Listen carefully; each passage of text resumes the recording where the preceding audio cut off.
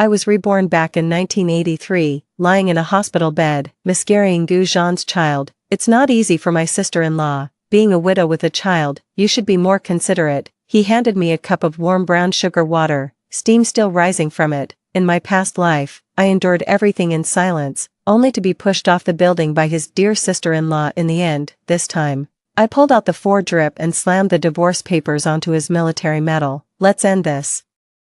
Consider the child my way of repaying your family's debt. The thick, metallic taste of blood still lingered in my throat, while a chilling despair clung to every fiber of my consciousness like a stubborn parasite. The howling wind roared in my ears, accompanied by the sickening, bone-crunching thud of my body hitting the cold, hard concrete. Arg! A sharp, piercing scream cut through the chaos, violently yanking me back to the world of the living.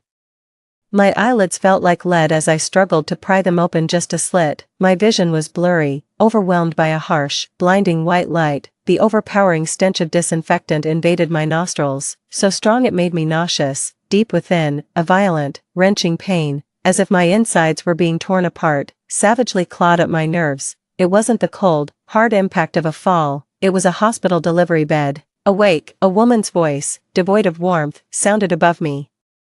A masked nurse was adjusting the 4-drip with efficient, almost indifferent movements. The anesthesia's worn off, pain is normal, just bear with it. A miscarriage still requires postpartum care, don't take it lightly. She glanced at me with empty eyes, as if stating the most mundane fact. Miscarriage, those 2 words seared into my heart like a red-hot iron. The pain surged with brutal clarity, merging with the memory of being pushed from a height in my past life, that bone-shattering, icy agony now churning violently within me. My stomach convulsed, and I twisted toward the chipped white enamel basin by the bed, retching dryly until only bitter, acidic bile came up. Just then, the pale green wooden door of the hospital room swung open quietly. A tall, straight-backed figure blocked the light from the doorway, bringing in a chill from outside. His dark green military uniform was impeccably pressed, and the battalion commander's insignia on his epaulette gleamed with a stern, metallic sheen under the fluorescent lights. It was Gu Zhan. He held a similarly chipped white enamel mug, from which steam rose, softening the sharp lines of his jaw. His footsteps were light as he approached the bed, placing the mug on the nightstand with a faint clink. Good, you're awake. His voice was deep,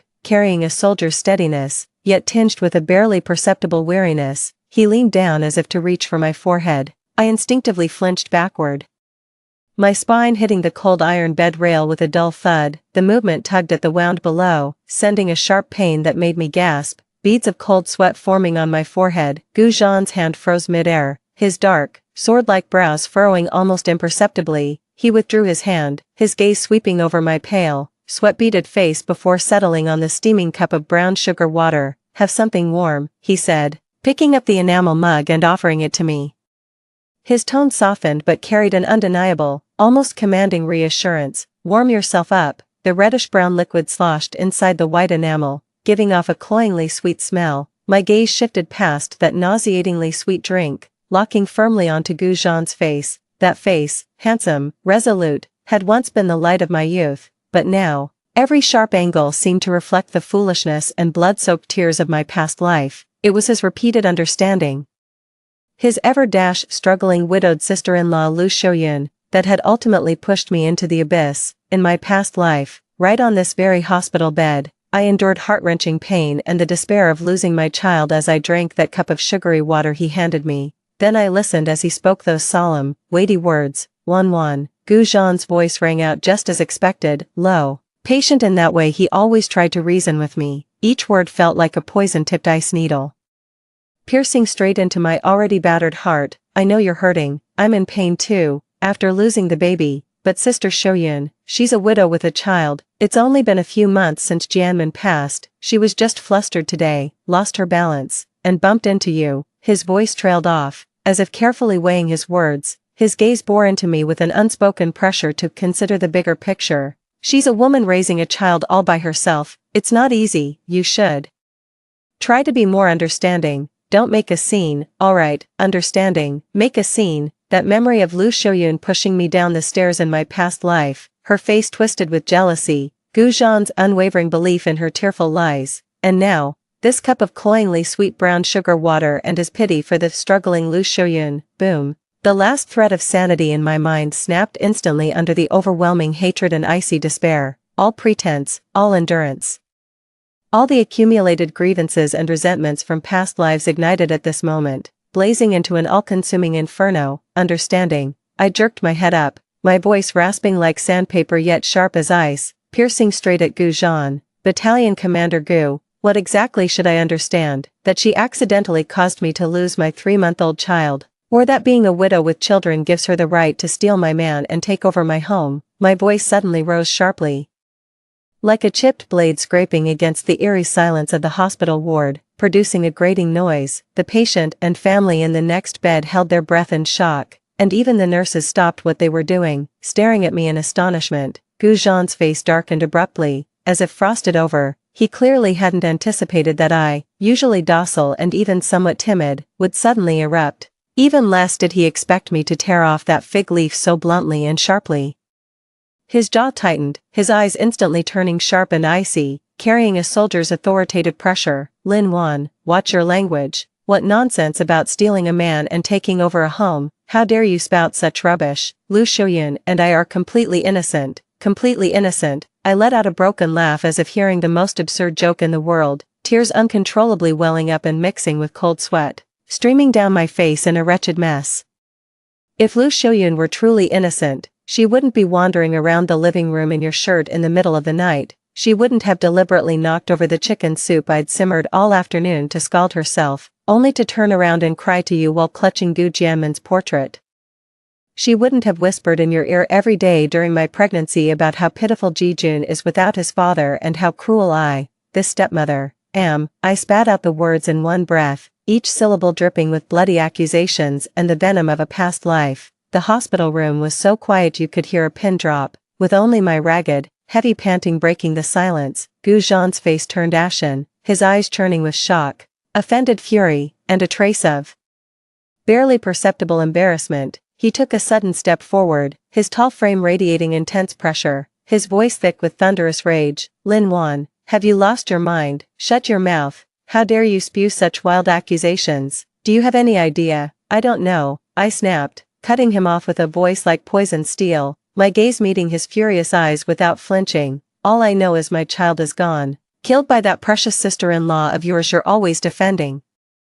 And you, as his father, dare tell me to show her understanding. Gu Zhan, where is your heart? Did a dog eat it, or has it been dissolved by Lu Xiuyun's crocodile tears? You, Gu Zhan trembled with rage at my blunt address and piercing accusations, veins bulging at his temples. His hand shot up as if to silence my hysterics. The moment his palm rose, the last trace of warmth vanished from my eyes. Enough. Every second spent with this scum was an insult to life itself. All my fury, accusations, and bitterness collapsed into a void of icy silence under the weight of pure hatred. Without even glancing at him, my right hand flashed up, seizing the 4-tube on my left hand. Without hesitation, I dug my nails into my flesh and yanked with all my strength. Schlick, the needle tore out of the blue vein with a trail of tiny blood droplets. A distinct puncture mark appeared on my hand, from which crimson beads welled up, snaking down my pale wrist to stain the white sheets like a glaring blood-red blossom. The sharp pain shot through me, yet it was nothing compared to the agony tearing through my heart. Gu Zhan's pupils contracted sharply at my sudden move, his raised hand freezing mid-air.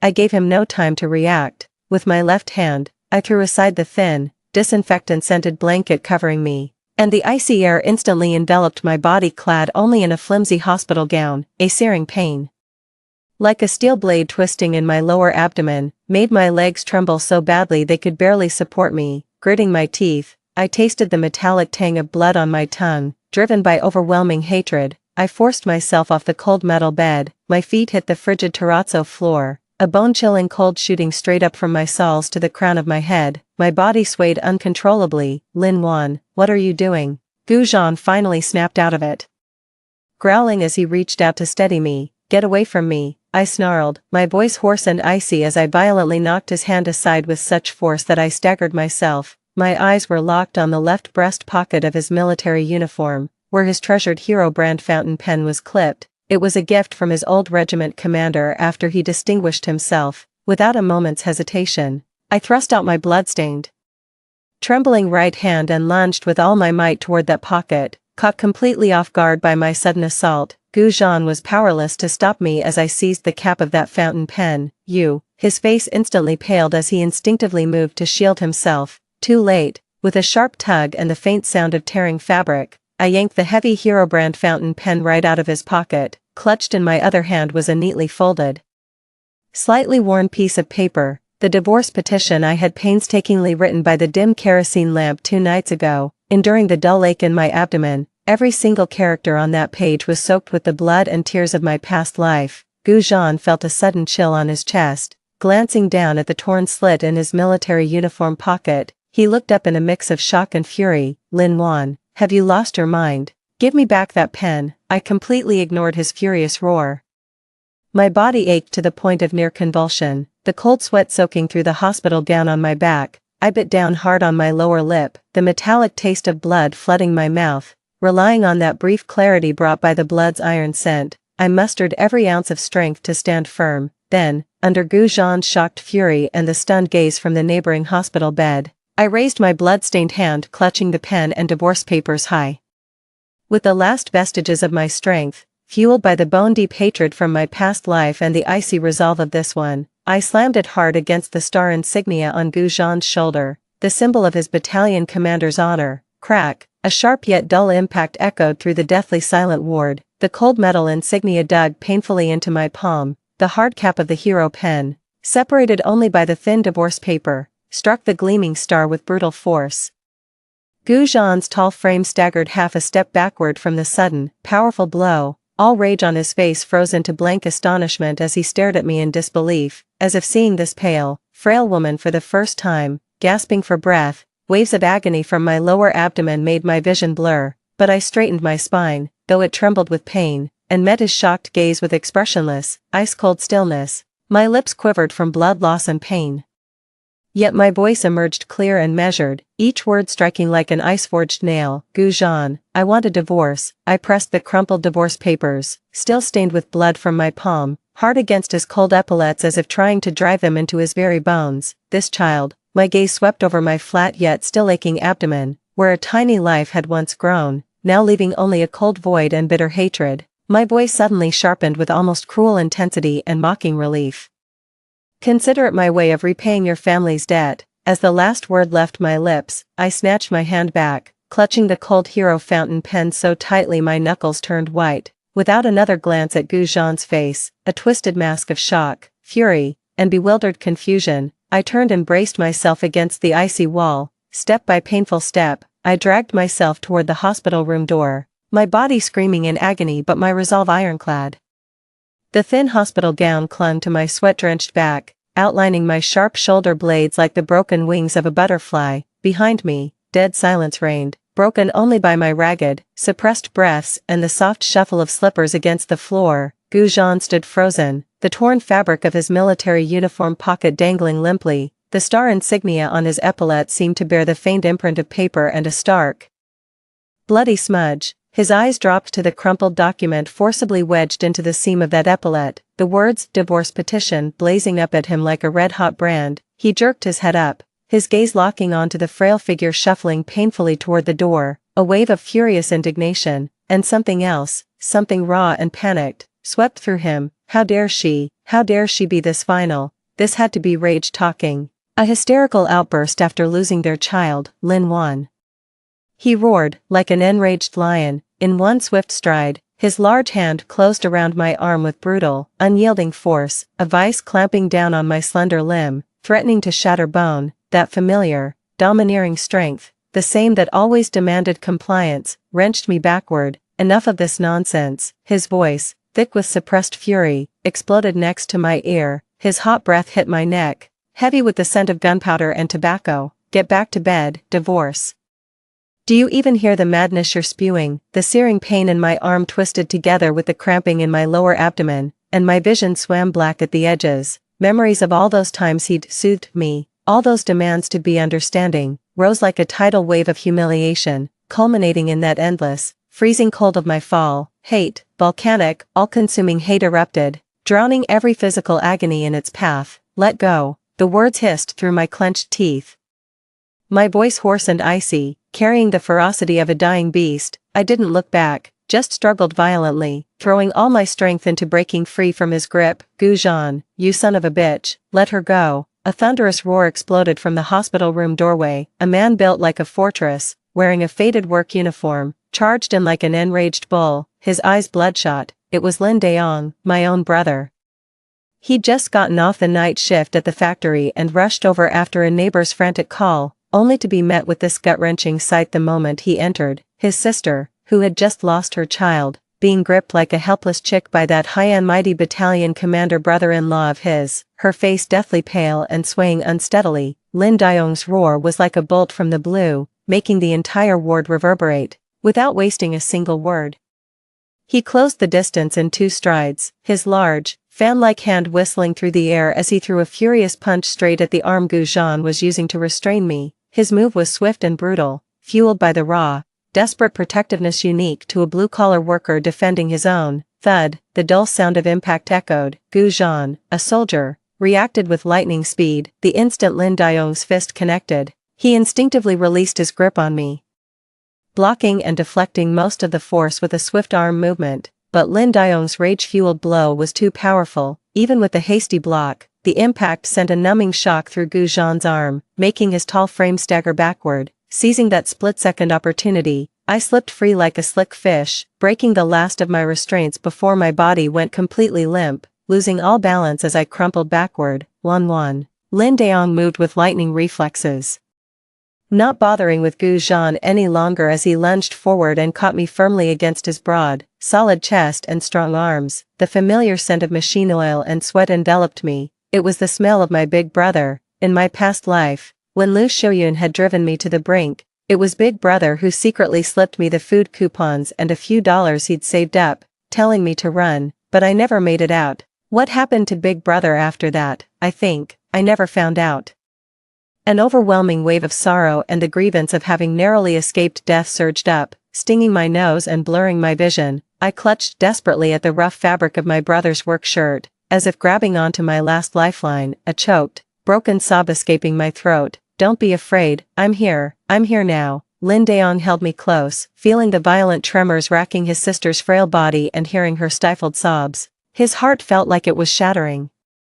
He jerked his head up, his bloodshot eyes burning like red-hot daggers as they fixed fiercely on Gu Zhan, who stood a few steps away with a face like thunder. His voice was hoarse and distorted with rage. Gu, are you even human? My sister just went through hell. She lost the baby. Instead of protecting her, you're here laying hands on her. Is that what those medals of yours are for? Bullying the women in your own home? Gu Zhan's face was dark enough to drip water. He rubbed his arm, sore from where Lin Daong had struck him, the star insignia on his epaulets gleaming coldly under the light. He looked at his wife, trembling in Lin Daong's arms yet with eyes like ice, then at this brother-in-law who was guarding his sister like an enraged lion. A suffocating sense of frustration and pent-up fury churned violently in his chest. I didn't lay a hand on her. Gu Zhan's voice was tight, carrying a soldier's sternness and a trace of aggrieved irritation. She pulled out her fore and tried to run. Just what? Lin Daong completely ignored his explanations, standing before me like an impenetrable wall, his eyes blazing with fury. Just holding her back. Bullshit. Battalion Commander Gu, look at my sister's wrist, look at the blood on her hand, look at her pale face. He grew angrier with each word, his chest heaving violently. What did my sister marry you for? For your high rank, for your generous allowance. She's been slaving day and night taking care of your household, serving your poor, unfortunate widowed sister-in-law. Now she's lost the baby, nearly lost her life, and you're here telling her to be considerate of others. Considerate my ass. Gu Zhan, has your conscience been eaten by dogs? Lin Daong's roars came like rapid gunfire, each word striking Gu Zhan's face and piercing the hearts of everyone in the ward. The patients and their families in neighboring beds looked at Gu Zhan with completely changed expressions, their eyes filled with contempt. Gu Zhan's face flushed and paled alternately under the verbal assault, the veins at his temples throbbing visibly. He clenched his fists, his military pride making it unbearable to endure such public accusation, especially the charge of mistreating his wife. He wanted to refute, to say he had never mistreated Lin Wan, that he had given her a comfortable life, He just hoped for family harmony, hoped she could understand Sister Shoyun's difficulties, but when his gaze met the icy, hollow eyes filled with intense hatred and alienation in Lin Dayoung's arms, my eyes, all his words of defense stuck in his throat, those eyes were like two bottomless, freezing pools, swirling with emotions completely foreign to him, sending an inexplicable chill shooting through his heart. Just then, a deliberately hushed, tearful female voice sounded at the ward doorway, carrying just the right amount of fragility and alarm. Zhanzi, Wanmei, what's going on here? I heard Wanmei woke up, so I specially made some millet porridge and brought it over. It's Lu Shoyun. She was wearing a slightly worn floral-patterned cotton jacket, her hair neatly combed, with just the right amount of worry and pallor on her face, clutching an aluminum lunchbox. She stood timidly at the doorway, her eyes swept across the tense atmosphere in the hospital room before finally settling on Gu Zhan. Her eyes instantly reddened as she spoke in a tearful voice. Zhanzi, are you alright? It's all my fault, I shouldn't have. If I hadn't lost my balance this morning, none of this would have happened, sis, Gu Zhan exclaimed. As if he had found his anchor or was desperate to escape the awkward situation, he immediately cut off Lu Shoyun's self-blame. His voice softening unconsciously, it's not your fault, it was an accident. He took a step forward as if to take the lunchbox from her hands, heartless. I, who had been silently curled up in my elder brother's embrace, suddenly lifted my head. My voice was soft, even somewhat weak, yet it pierced through the false warmth in the hospital room like an ice-cold needle. Instantly, all eyes focused on me. I stared at Lu Shoyun's face, which was full of innocence and self-reproach.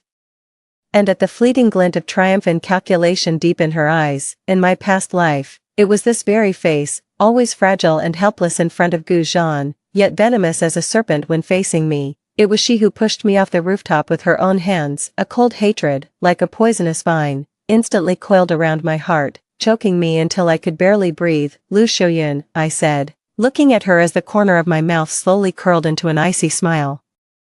There was not a trace of warmth in that expression, only bone-chilling mockery and cold insight. Behind the portrait frame of your late husband, Gu Jianmin, that bundle of grain coupons tied with a red string, along with the 5 yuan, that was the allowance Gu Zhan sent last month for me to recuperate, wasn't it? My words were not loud, but they struck Lu Shoyun like a thunderbolt out of the blue. The worry and pallor on her face vanished in an instant, replaced by an ashen, deathly white.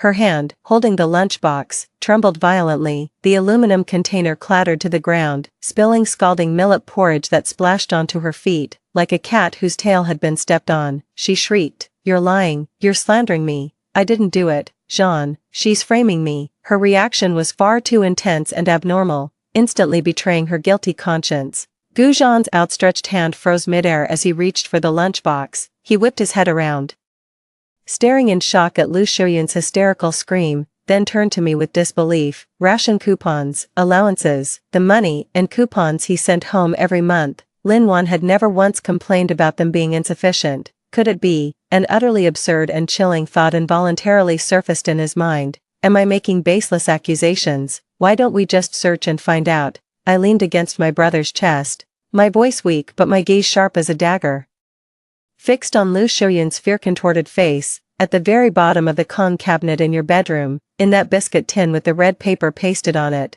besides the ration coupons, there's also a Plum Blossom brand watch. That was my mother's dowry gift to me. Lu Shoyun, dare you let someone go and check? Boom. Lu Shoyun seemed to have all the strength drained from her body, her legs gave way, and she collapsed into the spilled porridge on the floor, trembling uncontrollably like a sieve. Her lips quivered, unable to form a single word. Her terrified, desperate eyes completely gave her away. With ironclad evidence laid bare, the hospital room fell into a dead silence, broken only by Lu Shoyun's ragged, despairing breaths. Gu Zhan stood frozen like a petrified statue, rooted to the spot. He looked at the pale, crumpled figure of Lu Shoyun on the ground, then at his wife in her brother's arms, weak and cold-eyed, yet seeming to see right through everything.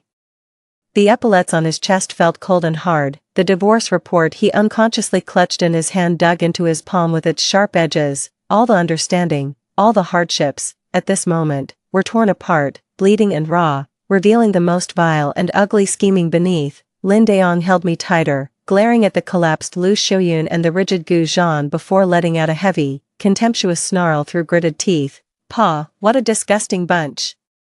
Without another glance at them, he carefully supported me as if guarding a fragile treasure, his voice softening immensely. "Wan, Big Brother will take you away, we're not staying in this damned place any longer." I nodded weakly, burying my face in my elder brother's shoulder that smelled of engine oil, and closed my eyes in exhaustion. My body ached with numbness, yet my heart was gripped by a chilling calm.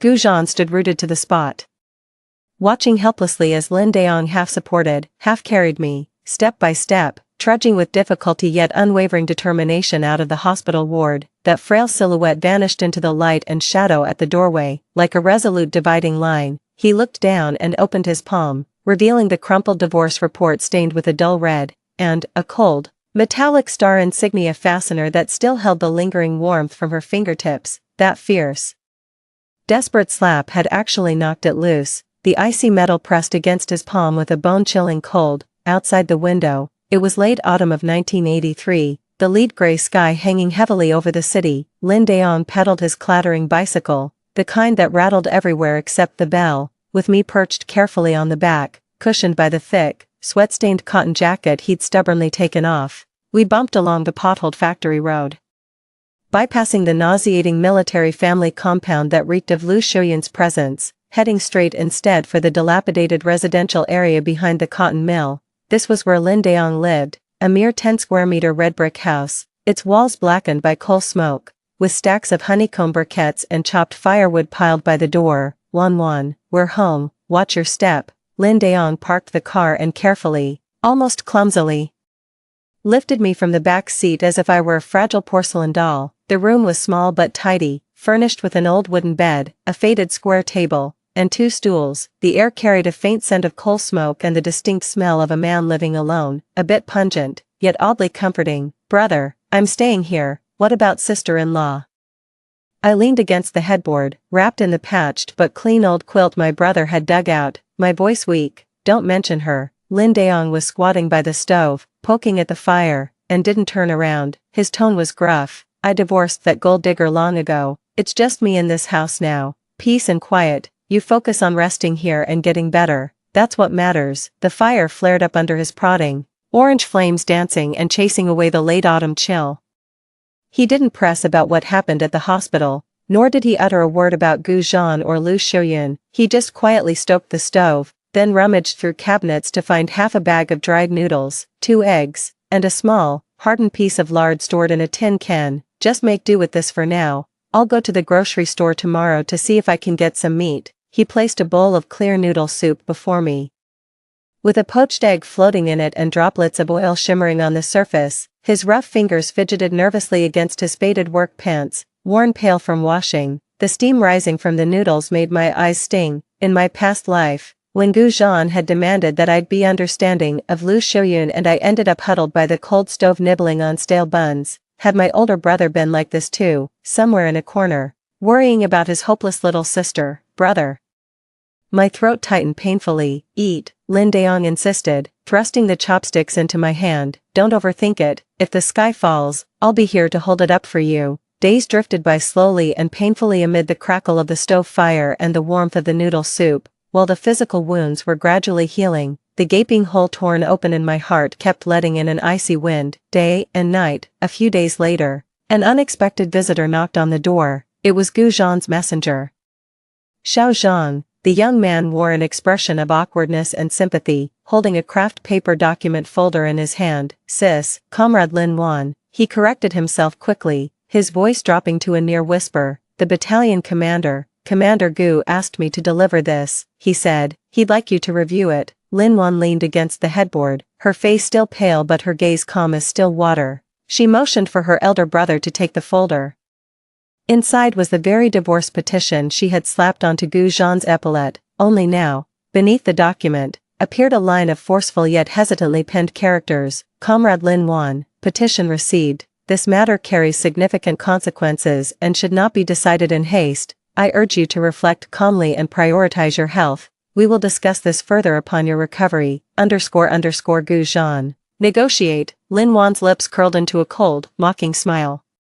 Did he really think she was still the same Lin Wan from their past life, someone he could push around and placate with empty words of understanding? The condescending tone in his message was nothing but a stalling tactic, certain she would eventually yield and come crawling back. He didn't even mention Lu Shoyun, as if that public exposure in the hospital had been nothing but a bad dream. Brother. Lin Wan's voice was soft but carried an unshakable resolve. Get me some paper and a pen.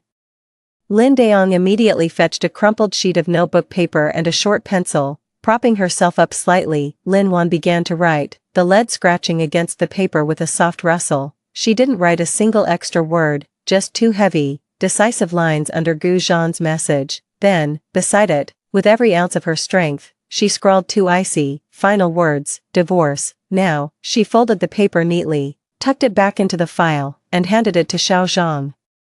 Please return this exactly as it is. Xiao Zhang glanced at the two words etched deeply into the paper, his throat tightening. In the end, he said nothing, saluted, turned, and left. Military base, Gu Zhan's office. Gu Zhan stared at the paper in the file folder. The two thick, sharp characters, divorce, immediately, burned into his eyes like red-hot awls. A nameless fury mixed with indescribable irritation shot straight to his head. Frustrated, he tore open his collar and paced around the cramped office. How dare she? How could she become so unreasonable? He was equally heartbroken about losing the child. Sister Shoyun did wrong by stealing, but she's already fallen ill from fright and admitted her mistake. Couldn't she just give her a chance to reform, out of respect for a martyr's family, or for his own reputation? When did Lin Wan become so cold-blooded and calculating? Divorce. How would she survive in this world, a woman who just had a miscarriage, carrying the stigma of divorce? She's clearly not thinking straight. Battalion commander, Xiao Zhang spoke cautiously. Comrade Lin Wan looks very weak, but her attitude is extremely firm. Gu Zhan spun around sharply, his gaze piercing. Firm? She's confused. Someone's been poisoning her mind. The angry face of Lin Daong flashed through his thoughts. It must be that hothead stirring up trouble behind his back. He waved his hand irritably. Let's set this aside for now. We'll talk when she's recovered and calmed down. He shoved the report containing Lin Wan's icy response into the bottom drawer, frustration evident in his movements. Deep down, he still couldn't believe, or refused to believe, that the Lin Wan who once had eyes only for him could be so resolute. Military family compound. Lu Shoyun was indeed sick. Ever since being publicly exposed in the hospital room that day, she had been holed up at home, her face sallow, her eyes panicked, often clutching Gu Jianmen's portrait and weeping. Gu Zhan was furious with her, but seeing her like this and remembering his fallen comrade Gu Jianmen, his anger lodged in his chest and turned into a heavy sigh. He sternly reprimanded her, ordering her to return all the stolen items and withholding several months of her living allowance. Lu Shoyun tearfully agreed, putting on a show of deep remorse. However, when Gu Zhan once again tossed Lin Wan's demand for an immediate divorce onto the table in frustration, and Lu Shoyun accidentally caught a glimpse of it while coming in to pour water, a viper-like glint flashed beneath her lowered eyelids. The opportunity had arrived. She knew Gu Zhan all too well. This man valued loyalty, but he valued face even more, especially the honor of a soldier and the stability of his family. Lin Wan was now like a stubborn, unyielding rock, completely unreasonable and even dragging Lu Shoyun's own disgrace into it. Gu Zhan was dragging his feet on the divorce, firstly because he thought Lin Wan couldn't survive without him, secondly because he feared the scandal would cause a stir and reflect poorly on him, and thirdly, perhaps there was also a sliver of unacknowledged resentment at being defied and a loss of control. But the fire of bad influence was one that she, Lu Shoyun, could stoke into an inferno. A few days later, a rumor, like a venomous insect with wings, began to spread silently through the military family compound. The core of the rumor was utterly vicious. Lin Wan had long had a lover at the cotton mill, a widowed technician. She had deliberately gotten rid of the baby this time just to get a divorce and run off with her illicit lover. Battalion Commander Gu was being cuckolded. The rumor was crafted with chilling plausibility. Lin Wan did indeed work at the cotton mill. There truly was a single technician employed there. Her sudden, fierce determination to divorce seemed inherently suspicious through a traditional lens. In no time, family members unaware of the truth gazed at Gu Zhan with pity, whispering among themselves in hushed tones. The political commissar's office. Gu Zhan was summoned.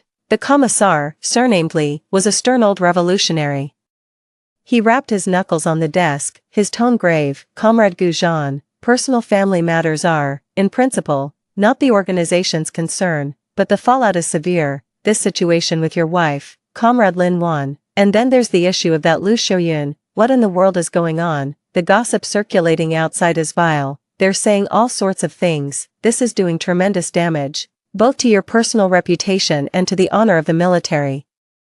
Gu Zhan's face turned ashen, his fists clenched audibly, he had, of course, heard the filthy rumors himself. At first, he was consumed by rage, itching to drag the slanderers out and have them shot, but after the fury subsided, a darker thought coiled around him like a venomous vine. Could there be some hidden truth behind Lin Wan's desperate, frantic rush to divorce? That technician, once planted, the seed of doubt, nourished by the poisonous gossip, instantly grew into a twisted, toxic tree. The last vestiges of his hesitation and complicated feelings toward Lin Wan, feelings born from a sense of guilt, were instantly incinerated by overwhelming fury and the shame of his masculine pride being trampled, especially when the commissar sternly pointed out that issues of personal conduct could directly impact promotion evaluations. The last thread of Gu Zhan's rationality snapped completely. Commissar, Gu Zhan shot to his feet, his chest heaving violently, his voice hoarse with the anguish of betrayal and finality. I have failed to manage my household properly. I brought shame upon the organization. I request the organization's approval for Lin Wan and me to divorce. As for Lu Xiuyun, her theft is a proven fact. I will deal with her severely and have her moved out of the military family compound. Please believe in my party loyalty. My personal affairs will never interfere with my duties. In that moment, considerations for his future, rage over the betrayal, the crushing weight of malicious rumors, and the last shred of affection for the now cold and resolute Lin Wan were all extinguished, overwhelming everything else. He chose to cut the Gordian knot, to preserve his military honor and career prospects. The truth, before the tide of malice and immense pressure, it no longer mattered. Subconsciously, he even needed to believe the rumors to make his decision to agree to the divorce seem less humiliating and passive. The cotton mill residential compound, when Gu Zhan himself appeared in his crisp military uniform, his face as dark as a stormy sky, holding the officially stamped and approved divorce papers and a thin property settlement agreement, Lin Wan showed no surprise. She didn't even let him inside. Meeting him at the door, the late autumn wind tousled the strands of hair on her forehead, making her still pale face appear even more aloof. Calmly, she took the documents, her eyes scanning the bright red official seal and Gu Zhan's flamboyant, forceful signature that seemed driven by a venting fury. Lin Wan, Gu Zhan's voice was dry and tight, his gaze complex as he looked at her, lingering anger, scrutiny, and perhaps a trace of pain so faint even he refused to acknowledge it. You, take care of yourself. He wanted to ask about that technician, but in the end, his military pride and disdain for sordid topics sealed his lips. He had convinced himself of her impurity, which made his decision to agree to the divorce seem far more justified. Lin Wan lifted her gaze to meet his, her eyes clear and icy like a bottomless cold pool. They vividly reflected Gu Zhan's forced anger and concealed disarray, as well as the figure lurking behind him at the corner of the courtyard wall, Lu Xiuyun, peering out with a smug, triumphant expression. So that's how it is. The corner of Lin Wan's mouth curled upward ever so slightly. It wasn't a smile, but a cold, knowing arc filled with endless mockery and final liberation. She didn't spare Gu Zhan another glance, nor did she acknowledge his meaningless parting words. Take care. Right in front of him, she meticulously folded the divorce papers and tucked them into her inner pocket, the cold document pressed against her chest like a block of ice finally melting. Then she turned, her slender yet upright figure striding resolutely through the simple, solid door of her home, from which warm, golden firelight glowed. Thud, a soft click, and the door closed. Outside, the leaden gray of late autumn in 1983 framed Gu Zhan's rigid figure in the cold wind, shut out in another world by that door, while in the corner, Lu Xiuyun's face betrayed an unmistakable, smug and venomous grin. Inside, the fire crackled in the hearth. Lin Wan leaned against the door and slowly slid down to the floor. She closed her eyes, and two streams of scalding tears finally broke through the icy dam, pouring down in a torrent, washing away the bloodstains of her past life and the humiliation of this one. The flimsy piece of paper in her hand now felt as heavy as 1,000 pounds. The shackles shattered, the debt was paid. Lin Wan's true rebirth began at this very moment. The wind howled outside the window, as if singing a dirge for the past that had completely died, while also playing the overture for a soul reborn from the ashes. By day, Lin Daong toiled away sweating in the machine repair shop, and after work, he'd dive straight into the kitchen, clumsily figuring out how to turn limited grain and oil ration coupons into something nutritious. He somehow got hold of a small packet of brown sugar and without fail made me a bowl every single day. He asked his coworkers to trade for eggs on the black market a few times, but never ate a single one himself. Burying them all at the bottom of my bowl, once I could move a little, I started tidying up the small room. At the very bottom of a dusty, old wooden crate stuffed with old newspapers and junk, I dug out a small, heavy bundle wrapped in blue cloth. Unwrapping it revealed several old books with yellowed pages and curled edges. On top was the self-study series for mathematics, physics, and chemistry, high school edition. Underneath was a thin copy of the Barefoot Doctor Manual, and a stack of neatly cut, hemp thread-bound white paper, its edges already yellowed and brittle. My fingertips brushed over the familiar rough paper, and my heart felt gripped by an icy hand. In my past life, during countless late nights enduring Lu Shouyin's cruelty and Gu Zhan's neglect. In that cold room in the military family compound that belonged to the Captain Gu's wife, but felt more like a servant's quarters, these secretly hidden old books and notes were my only solace and respite. How I had longed to stand on my own 2 feet like those women doctors in white coats from the books, relying on my own skills, but that faint spark was ultimately snuffed out by the identity and responsibilities of being Mrs. Gu, by Lu Shouyin's endless, harassment troublemaking, and by Gu Zhan's so-called considerate words of just stay home and relax. Between the pages was tucked an old photo the size of a palm. The girl in the photo wore a faded blue cloth jacket, with 2 dark black braids, standing under the old locust tree at County First High School, her smile shy yet bright, her eyes brimming with hope for the future. That was 17-year-old Lin Wan, who had just received her high school acceptance letter. On the back of the photo, written in pen, were 2 lines of delicate yet forceful small characters. Knowledge changes fate. Lin Wan, you must break free. Tears surged without warning, falling like heavy raindrops onto the yellowed photograph, spreading dark water stains. Break free, the path I failed to take in my past life. This time, even if I have to crawl, I will claw my way out. I pressed the photo tightly against my chest. The cold tears trickled into the corner of my mouth, bitter and astringent.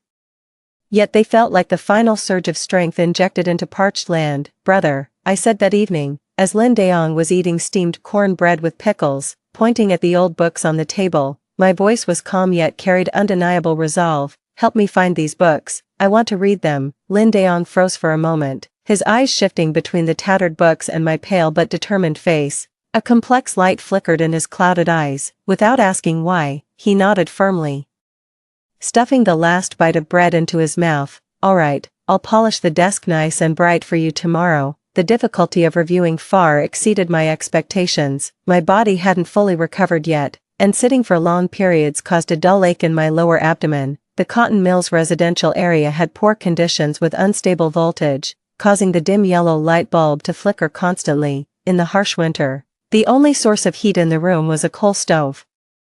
Sitting at the desk studying, my hands and feet would go numb from the cold, forcing me to rest a hot water bottle on my knees for warmth. My knowledge had become frighteningly rusty. High school algebra formulas, chemical equations, physics theorems. After more than a decade of life's hardships in my previous existence, they had all blurred into chaotic shadows. Opening the textbooks, those once familiar symbols and terms now seemed alien and impenetrable, but I had no way back. The firelight from the stove illuminated the open books and my focused profile. The pencil scratched across rough draft paper as I worked through calculations repeatedly, only to start over again and again. When I hit a wall, I'd furrow my brow and press my lips until they turned pale. Often working late into the night, when exhaustion overwhelmed me, I'd splash cold water on my face or pinch my own thigh to stay awake. Lin Daong didn't understand these academic matters, but he supported me quietly in his own way. He asked someone to borrow old reference books from the factory library for me. He unraveled the work gloves issued by the factory and knitted me a pair of fingerless wool gloves. He saved his cigarette money to occasionally trade for a small packet of white sugar on the black market, which he'd mix into water for me to drink, claiming it would nourish my brain. Time slipped quietly from winter to spring to the sound of scratching pencils and the howling north wind outside the window. The scorching July heat arrived, and so did the day of the National College entrance exams. The exam was held at City No. 1 High School, Lin Daong had taken the day off specially, waking up before dawn to pedal me there on his worn-out bicycle, traveling over 10 miles. He wore his best faded blue work clothes. Standing like a silent mountain under the sweltering shade outside the exam hall, when the final bell rang, I walked out with the crowd, the glaring sunlight almost blinding. Lin Daong rushed over immediately, his sweaty, sun-darkened face full of tension. Wan, how was it? Are you tired? Did you do all right? Looking at the sweat-soaked wrinkles on his forehead and the pure, unadulterated concern and anxiety in his eyes, my tightly wound nerves suddenly relaxed. An overwhelming weariness and an indescribable ache washed over me. I shook my head gently, my voice hoarse from disuse and tinged with a barely noticeable sob. Brother, I did my best. All that remained was a long and agonizing wait. One day in early August, the incessant chirping of cicadas frayed my nerves. I was sitting on a small stool by the door, reading my dog-eared copy of the Barefoot Doctor's Manual in the daylight, when Lin Daong burst in like a gust of wind, drenched in sweat. He clutched a pale yellow paper tightly in his hand, his face was contorted with overwhelming excitement, and his voice cracked and trembled uncontrollably. Wan, the letter, it's here, stamped with a big red seal, from the capital, it's a letter from the capital. My heart skipped a beat, then began pounding so violently it ached in my chest. I shot to my feet, and the manual fell to the ground with a thud. Lin Daong rushed up to me, thrusting the letter into my hands, his thick, trembling finger pointed at the crimson seal in the lower right corner of the envelope. Look, Capital Medical University, School of Clinical Medicine, it's the acceptance letter. Wan, my dear sister, you got in, you made it. The pale yellow envelope felt heavy and substantial. Emblazoned on it were the solemn university emblem and the bold, powerful characters spelling Capital Medical University. The bright red words admission notice and the official seal in the corner burned like a flame against my fingertips, which trembled so violently I could barely hold the thin envelope. I took a deep breath and, mustering all my strength, tore open the seal and pulled out the notice inside, which bore the same crimson university emblem and lettering. Dear Lin Wan, after review and approval, you have been admitted to our School of Clinical Medicine. The words that followed blurred and wavered before my eyes. An overwhelming, indescribable heat surged to my head, instantly drowning all my senses. In my ears echoed Lin Daong's ecstatic, incoherent shouts, and the deafening thrum of my own heartbeat. Everything around me began to spin. The sunlight grew unbearably bright, memories flashed and collided like shattered fragments before me. The howling wind when I was pushed down the stairs in my past life. The brown sugar water Gu Zhan brought me in the hospital, Lu Shouyun's hypocritical tears, the rough palm of my eldest brother handing me something, the sound of my frozen fingers scratching across draft paper on bitterly cold winter nights. Brother, I opened my mouth, wanting to say something, but my throat felt blocked by a searing hot iron. No sound came out. The icy pillar of hatred and resentment that had sustained me for an entire year crumbled completely in that instant. Everything went black before my eyes. The world spun into chaos. Wan, in the final moment before losing consciousness, there was Lin Daong's panicked cry, and his firm, warm embrace that carried the scent of sweat and engine oil. Provincial capital, military district auditorium. The brilliantly lit auditorium glowed as bright as daylight. A massive red banner hung above the stage, warmly celebrating the successful conclusion of the XX Military District Summer Competition and Commendation Ceremony. Below, rows of officers in crisp uniforms adorned with various ranks sat with solemn yet proud expressions. Gu Zhan occupied a center-front seat, the stars on his epaulets gleaming under the lights. As the outstanding battalion commander of the armored unit in the competition, he had just received a third-class merit medal and certificate from the commanding officer. Thunderous applause erupted as camera flashes went off. He rose and delivered a crisp military salute to the assembly, his posture ramrod straight like a pine tree, his face bearing the characteristically restrained yet profound pride of a soldier. As the ceremony drew to a close, the atmosphere relaxed. An officer from the military district's propaganda department, carrying a stack of freshly delivered newspapers, cheerfully distributed them to the front row leaders, commanders.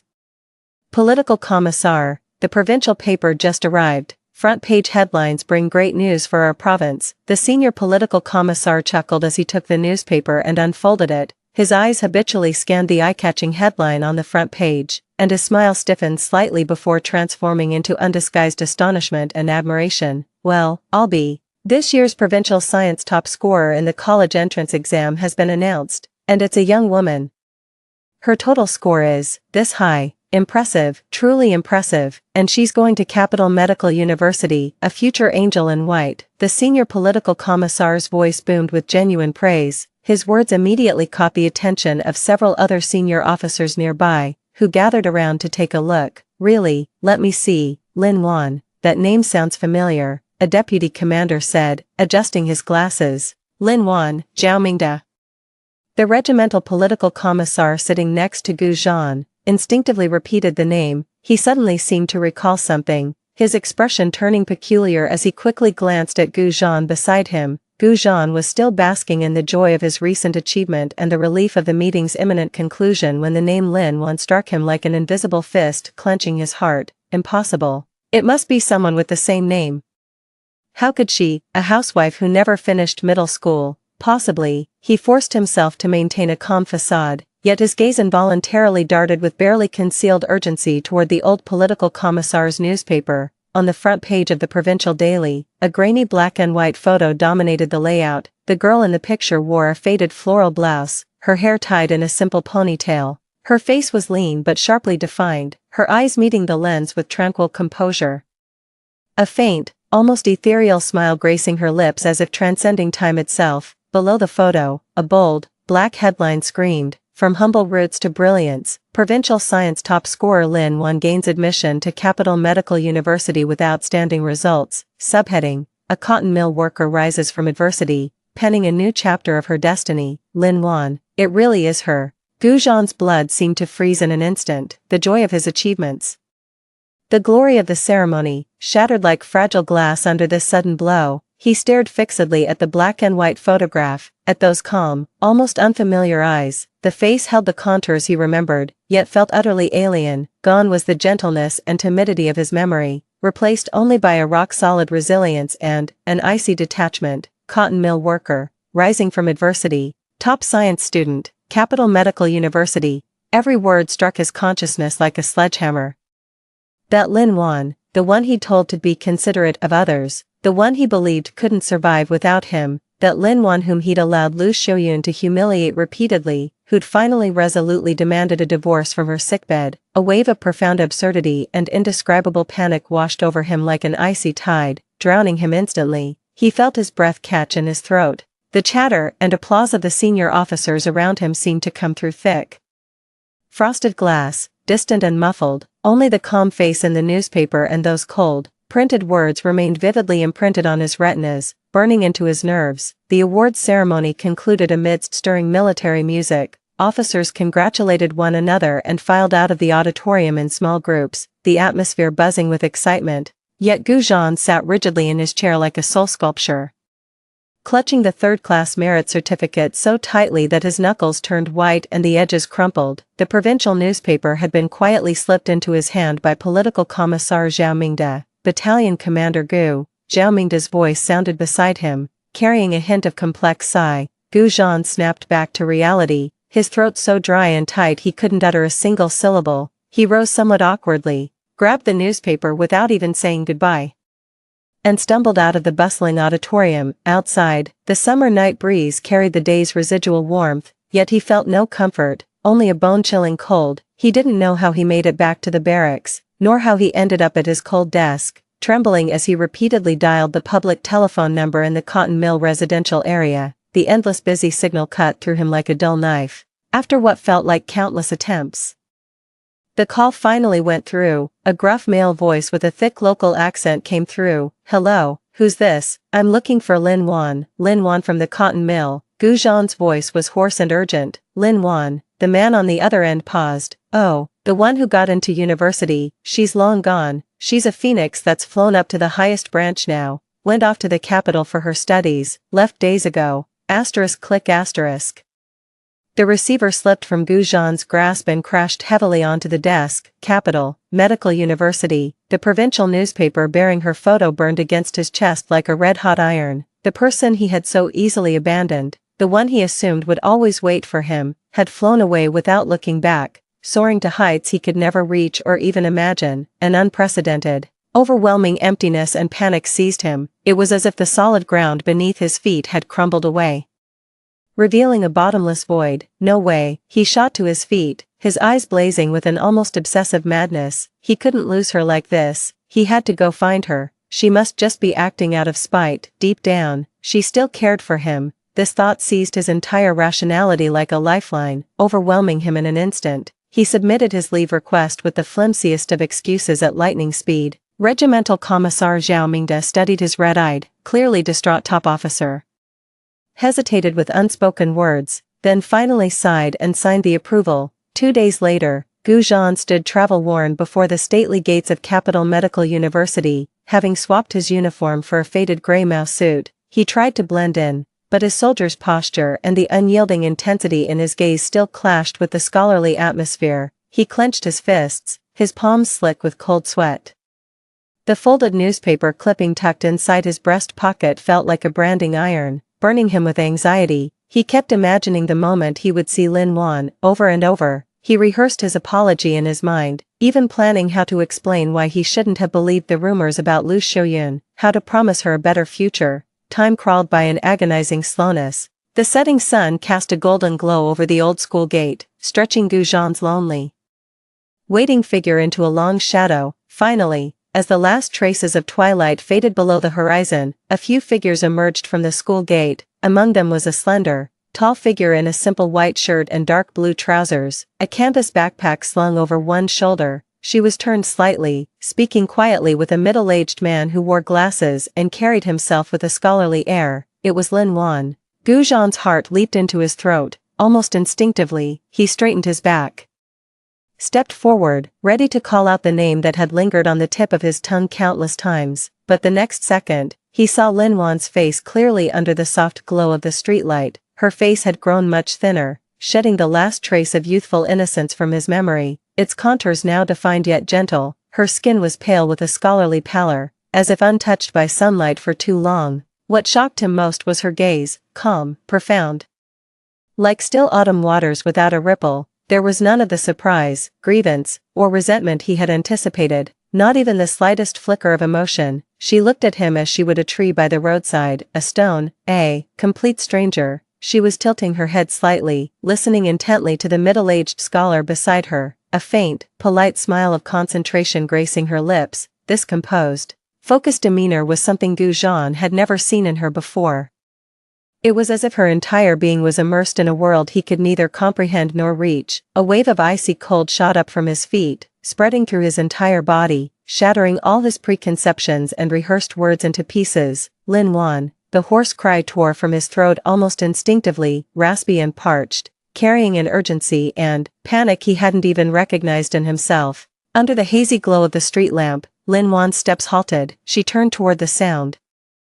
The dim yellow light cast soft shadows across her face, illuminating her expression with stark clarity. Calm, a profound, bottomless calm. Those eyes that once held his reflection now clearly mirrored Gu Zhan's travel-worn, slightly disheveled figure, yet not a single ripple stirred within them. The bespectacled scholar beside her also paused, glancing at Gu Zhan with puzzlement before turning his gaze to Lin Wan. Gu Zhan's heart clenched under the weight of her placid, unreadable gaze.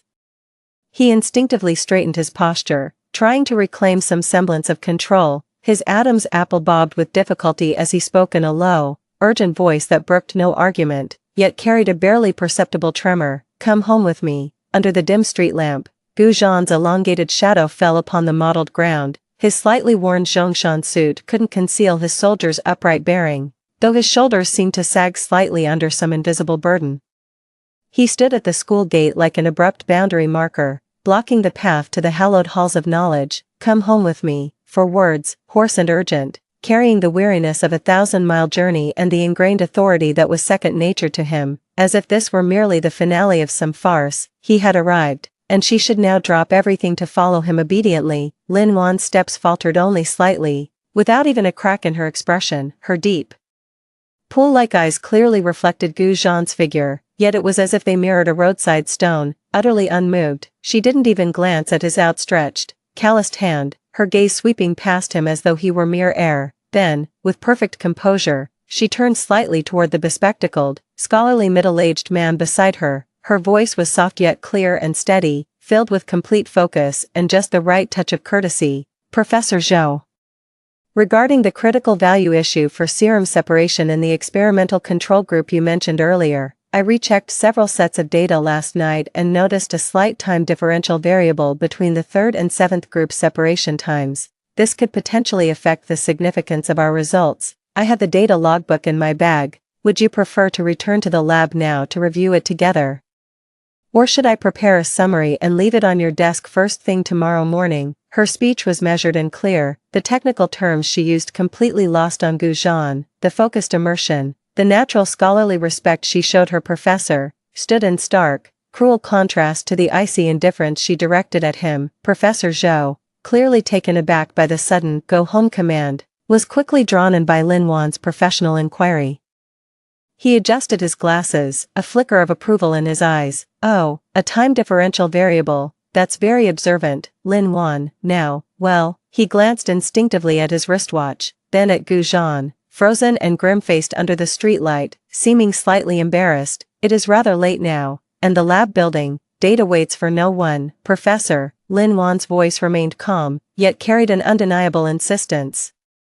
Especially subtle variables like this, they can directly impact the credibility of the entire experimental model. I can compile a preliminary analysis tonight. As she spoke, she reached to unzip her canvas backpack, making a move to pull out her notebook. She was completely ignoring Gu Zhan's presence, treating him like inconvenient air, a fury born of utter contempt and an agony gnawed by profound panic. Like two venomous serpents, instantly constricted his heart. He watched her, wholly absorbed in her academic discussion, not even sparing him a glance, saw the focused attention she gave that professor, and the image of her past self, docile and enduring, clashed violently in his mind with her current profile, cold and sharp as frost. Lin Wan. Gu Zhan lunged forward a step, his tall frame radiating intense pressure, nearly blocking their path. His bloodshot eyes were fixed fiercely on her, his voice hoarse and distorted by extreme emotion, laced with a desperation verging on loss of control and a last shred of forced authority. I'm talking to you, come home with me, whatever it is, we'll discuss it at home. He finally shed that forced composure,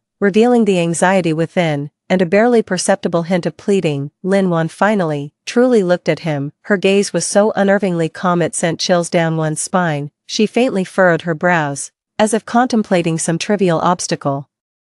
Then she spoke with utter detachment, her voice low yet cutting through the dim evening like an ice-forged blade. Comrade Chief. She even used that title which once symbolized his glory, now leaving only detached sarcasm. Excuse me. She turned slightly, her arm moving with natural grace in a protective gesture as she gently steadied the somewhat flustered Professor Zhou beside her, the motion fluid and polite. I'm rushing to finish my experimental data. Her words hung in the air as she deliberately avoided even a glance at Gu Zhan, treating him like nothing more than an inconvenient obstacle on the roadside. Supporting Professor Zhou, the two of them effortlessly sidestepped his rigid form, walking with composed steps toward the brightly lit laboratory building. The sharp, steady click of her heels against the ground echoed like icy drumbeats, each strike hammering into Gu Zhan's already shattered heart. She was gone, right in front of him. She walked away without looking back, arm in arm with another man, all for some damn lab data. A tsunami of sheer abandonment and rage, the kind that shatters every last shred of dignity, instantly overwhelmed Gu Zhan. The dam of his rationality completely collapsed. Lin Wan, stop right there, he roared with a guttural, beast-like cry, his crimson eyes locked solely on her resolute retreating figure. His body moved before his mind could process, launching forward like a frenzied panther, his hand shooting out to seize her arm. He couldn't let her leave, he had to bring her back, just as his calloused fingers were about to brush against Lin Wan's arm, as if she had eyes in the back of her head. Lin Wan didn't break stride or even glance behind. The hand that had been lightly supporting Professor Zhou dropped naturally to her side, slipped into the side pocket of her canvas backpack, and with a subtle flick of her wrist, she sent an object hurtling through the air. A brief, cold silver arc cut through the dim streetlight, accompanied by a faint whizzing sound, flying straight toward Gu Zhan's face. Gu Zhan's hand shot out instinctively, the object felt cold and hard in his grasp, carrying the distinct weight of metal. He unconsciously opened his palm, where the dim streetlight clearly illuminated what lay within, a Hero brand fountain pen. Its body was coated in that familiar dark green lacquer, but the gold plating on the cap edge had worn away from long use, revealing dull copper beneath. On the clip, tiny initials GZ, his initials, were engraved. This was the pen his regiment commander had personally awarded him for meritorious service at the Laoshan front lines. He had treasured it deeply, until that argument when Lin Wan, her eyes red-rimmed, had asked to keep it as a memento, and now, this old pen that carried the weight of bygone days and what he thought were cherished memories, had been tossed back to him like garbage. The cold metal dug into his palm, its chill piercing to the bone. Gu Zhan froze in place as if struck by a petrification spell. All movement, all shouting, all fury and panic, everything solidified in that instant. His bloodshot eyes remained fixed on the worn old pen in his palm, as if seeing it clearly for the first time. The faded plating, the dull lacquer. It was like a cruel mirror reflecting both his self-righteous past and his utterly wretched present. Meanwhile, the sound of Lin Wan supporting Professor Zhou as they walked away had already faded into the bright lights of the laboratory building. He was left alone under the dim street lamp at the school gate, a complete and abandoned joke in the eyes of the world. The night wind swept through, rustling a few fallen leaves on the ground with a soft, whispering sound. Slowly, painstakingly slowly, Gu Zhan closed his hand, the icy old pen pressed firmly into his palm, a pain that seared his very soul.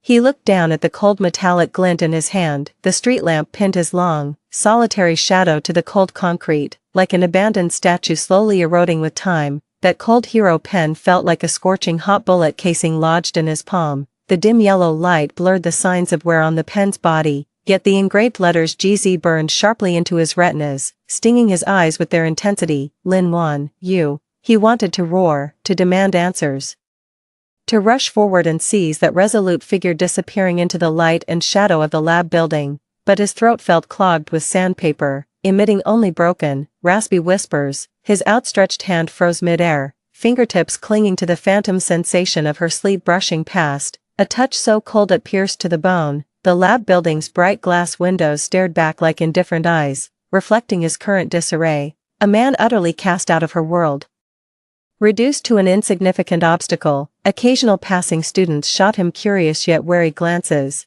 their hushed whispers pricking at his proud military dignity like fine, needling threads. Excuse me, I'm rushing to finish my experimental data. That voice, calm to the point of cruelty, echoed relentlessly in his ears. No hysteria, no bitter accusations, just an icy indifference that excised him completely from her life. She couldn't even be bothered to waste another shred of emotion on him. A colossal, unprecedented terror seized Gu Zhan's heart, worse than staring down the barrel of a gun. Only then did he truly understand. The Lin Wan who had once obediently waited in the military family compound, cooked for him, and whom he demanded understand everyone, was truly gone. She died on that cold operating table, in the cup of hypocritical brown sugar water he'd handed her, and at the base of the building Lu Shouyun had pushed her from. The woman living now was Lin Wan of Capital Medical University. Lin Wan, the top science scholar. Her world consisted of cold experimental data, rigorous academic discourse, and a future he could neither comprehend nor ever hope to reach. And he, Gu Zhan, a young battalion commander freshly decorated with a third-class merit and brimming with promise, had become a complete and utter joke in her eyes, in front of her Professor Zhou, and in the brilliant world she was racing toward. A stifled, beast-like gasp, like that of a dying animal, was wrenched from the depths of his chest, his fist clenched violently, the hard cap of the old pen digging sharply into his palm. The physical pain strangely subdued the more violent, desperate tearing sensation in his heart. He couldn't collapse here, he couldn't lose his composure at the gates of this hallowed institution like some abandoned, resentful husband. Gu Zhan forced his momentarily stooped back to straighten. The soldier's ingrained willpower, though flickering like a candle in the wind, asserted itself. He turned slowly, movements stiff and labored, then trudged away step by heavy step from the lamplit area that chilled him to the bone. Each step felt like treading on scorching embers. Behind him, the brightly lit laboratory building cast a glaring light from another world. Capital Medical University, women's dormitory. Under the dim glow of a desk lamp, Lin Wan spread open the hefty pathophysiology textbook. The pages were dense with notes, her weapons against forgetting and time. The pen whispered across the paper with calm precision. The dorm room was quiet, punctuated only by the soft rustle of her roommate turning pages. Lin Wan, a lively Beijing girl with a ponytail from the adjacent bed, leaned over and whispered, "That man downstairs just now, the one in the Zhongshan suit who looked really intimidating, he was looking for you, right? Do you know him?" Lin Wan's pen never paused, her gaze still fixed on the complex pathology diagram, her voice flat and detached, as if stating a fact that had nothing to do with her. "Just someone from the past. Doesn't matter, someone from the past." The girl grew even more curious. "He looked like military, didn't he? The way he carried himself was terrifying, like he was ready to bite someone's head off." Lin Wan finally looked up, the dim lamplight casting faint shadows across her gaunt face. The corners of her lips lifted almost imperceptibly, a smile devoid of warmth, carrying only the cool detachment of one who has seen too much, tinged with a trace of imperceptible mockery. "Yes, I was a soldier once." She paused, her gaze sweeping across the heavy darkness outside the window before adding, her voice as light as a falling feather, "One, accustomed to giving orders." She spoke no further, lowering her head once more to immerse herself in the world of her book, as if the encounter at the school gate, enough to shatter every shred of a proud man's dignity, had been nothing more than a breeze skimming the water's surface, leaving not a single ripple behind. Her roommate watched her serene profile and felt an inexplicable chill, shrinking her neck slightly before wisely deciding not to press further. Military district, Guzhan's dormitory. The room was thick with the heavy scent of tobacco, the curtains were drawn tight, shutting out all outside light. Guzhan hadn't turned on the lamp, merely leaning against the cold wall with several crushed cigarette butts scattered at his feet. The crimson embers glowed and faded in the darkness as he clutched the Hero brand fountain pen, his knuckles white with strain. The cool metal had long been warmed by his body heat, yet it couldn't dispel the bone-deep chill in his heart. Lin Wan, Lin Wan. He murmured the name unconsciously, his voice hoarse and ragged. His mind kept flashing back to her resolute eyes in the hospital bed as she pulled out the four and signed the divorce papers. To her detached expression at the school gate when she supported the professor and calmly said "Excuse me," to that calm, unfamiliar face in the newspaper alongside the glaring headlines "Science Top Scorer" and "Capital Medical University." He was wrong, terribly wrong, wrong beyond all redemption, all that talk about understanding the bigger picture, and how hard it is for a widow and her orphan. All that nonsense about her betraying him, it was just a flimsy veil to cover his own cowardice, favoritism, and wounded pride. With his own hands, through his repeated understanding, he pushed the woman who adored him completely into an icy abyss, and snuffed out her last flicker of hope. He thought she couldn't live without him, but in the end, it was him. Without her, his soul had nowhere to return. Thud, a dull, heavy sound. It was the sound of a fist slamming hard into solid concrete. The searing pain shooting through his knuckles was nothing, not even 1/10,000th, of the agony tearing through his heart. In the darkness, Guzhan's bloodshot eyes stared fixedly into the void. They churned with tidal waves of regret, mixed with the fury of being utterly rejected and abandoned, until it all settled into a still, dead despair. He grabbed the opened bottle of strong liquor from the floor, tilted his head back, and gulped it down fiercely. The harsh liquid burned his throat, making him cough violently. Tears welled up reflexively. He didn't care, he only drank more desperately, as if clutching at a lifeline, trying to numb his shattered heart with the searing pain. He didn't know how much time passed before the bottle clattered emptily to the ground. Guzhan's large frame curled into a ball in the cold corner, his head buried deep in his arms, his shoulders shaking uncontrollably. Suppressed, wounded animal-like sobs echoed low in the deathly silent room. There were no tears, only broken, desperate cries torn from his throat. Cotton Mill Residential Quarters. Under the dim light bulb, Lin Daong carefully placed a brand new money order beneath the glass desk cover, next to a photo of Lin Wan wearing a white lab coat, taken at the entrance of her medical school. In the picture, his sister's eyes sparkled with intelligence, her smile calm yet radiating strength. "Brother, I've received this month's stipend and sent half to you. Don't scrimp, make sure to eat well and buy what you need. Everything's fine on my end. The professor thinks highly of me and even included me in an important research project." The letter bore Lin Wan's elegant yet firm handwriting. Lin Daong's rough fingers gently traced his sister's face in the photo before brushing against the money order. His clouded eyes glistened with emotion as a heartfelt grin spread across his face. Stepping outside, he drew a deep breath of the chilly, coal-scented night air and felt renewed energy coursing through him.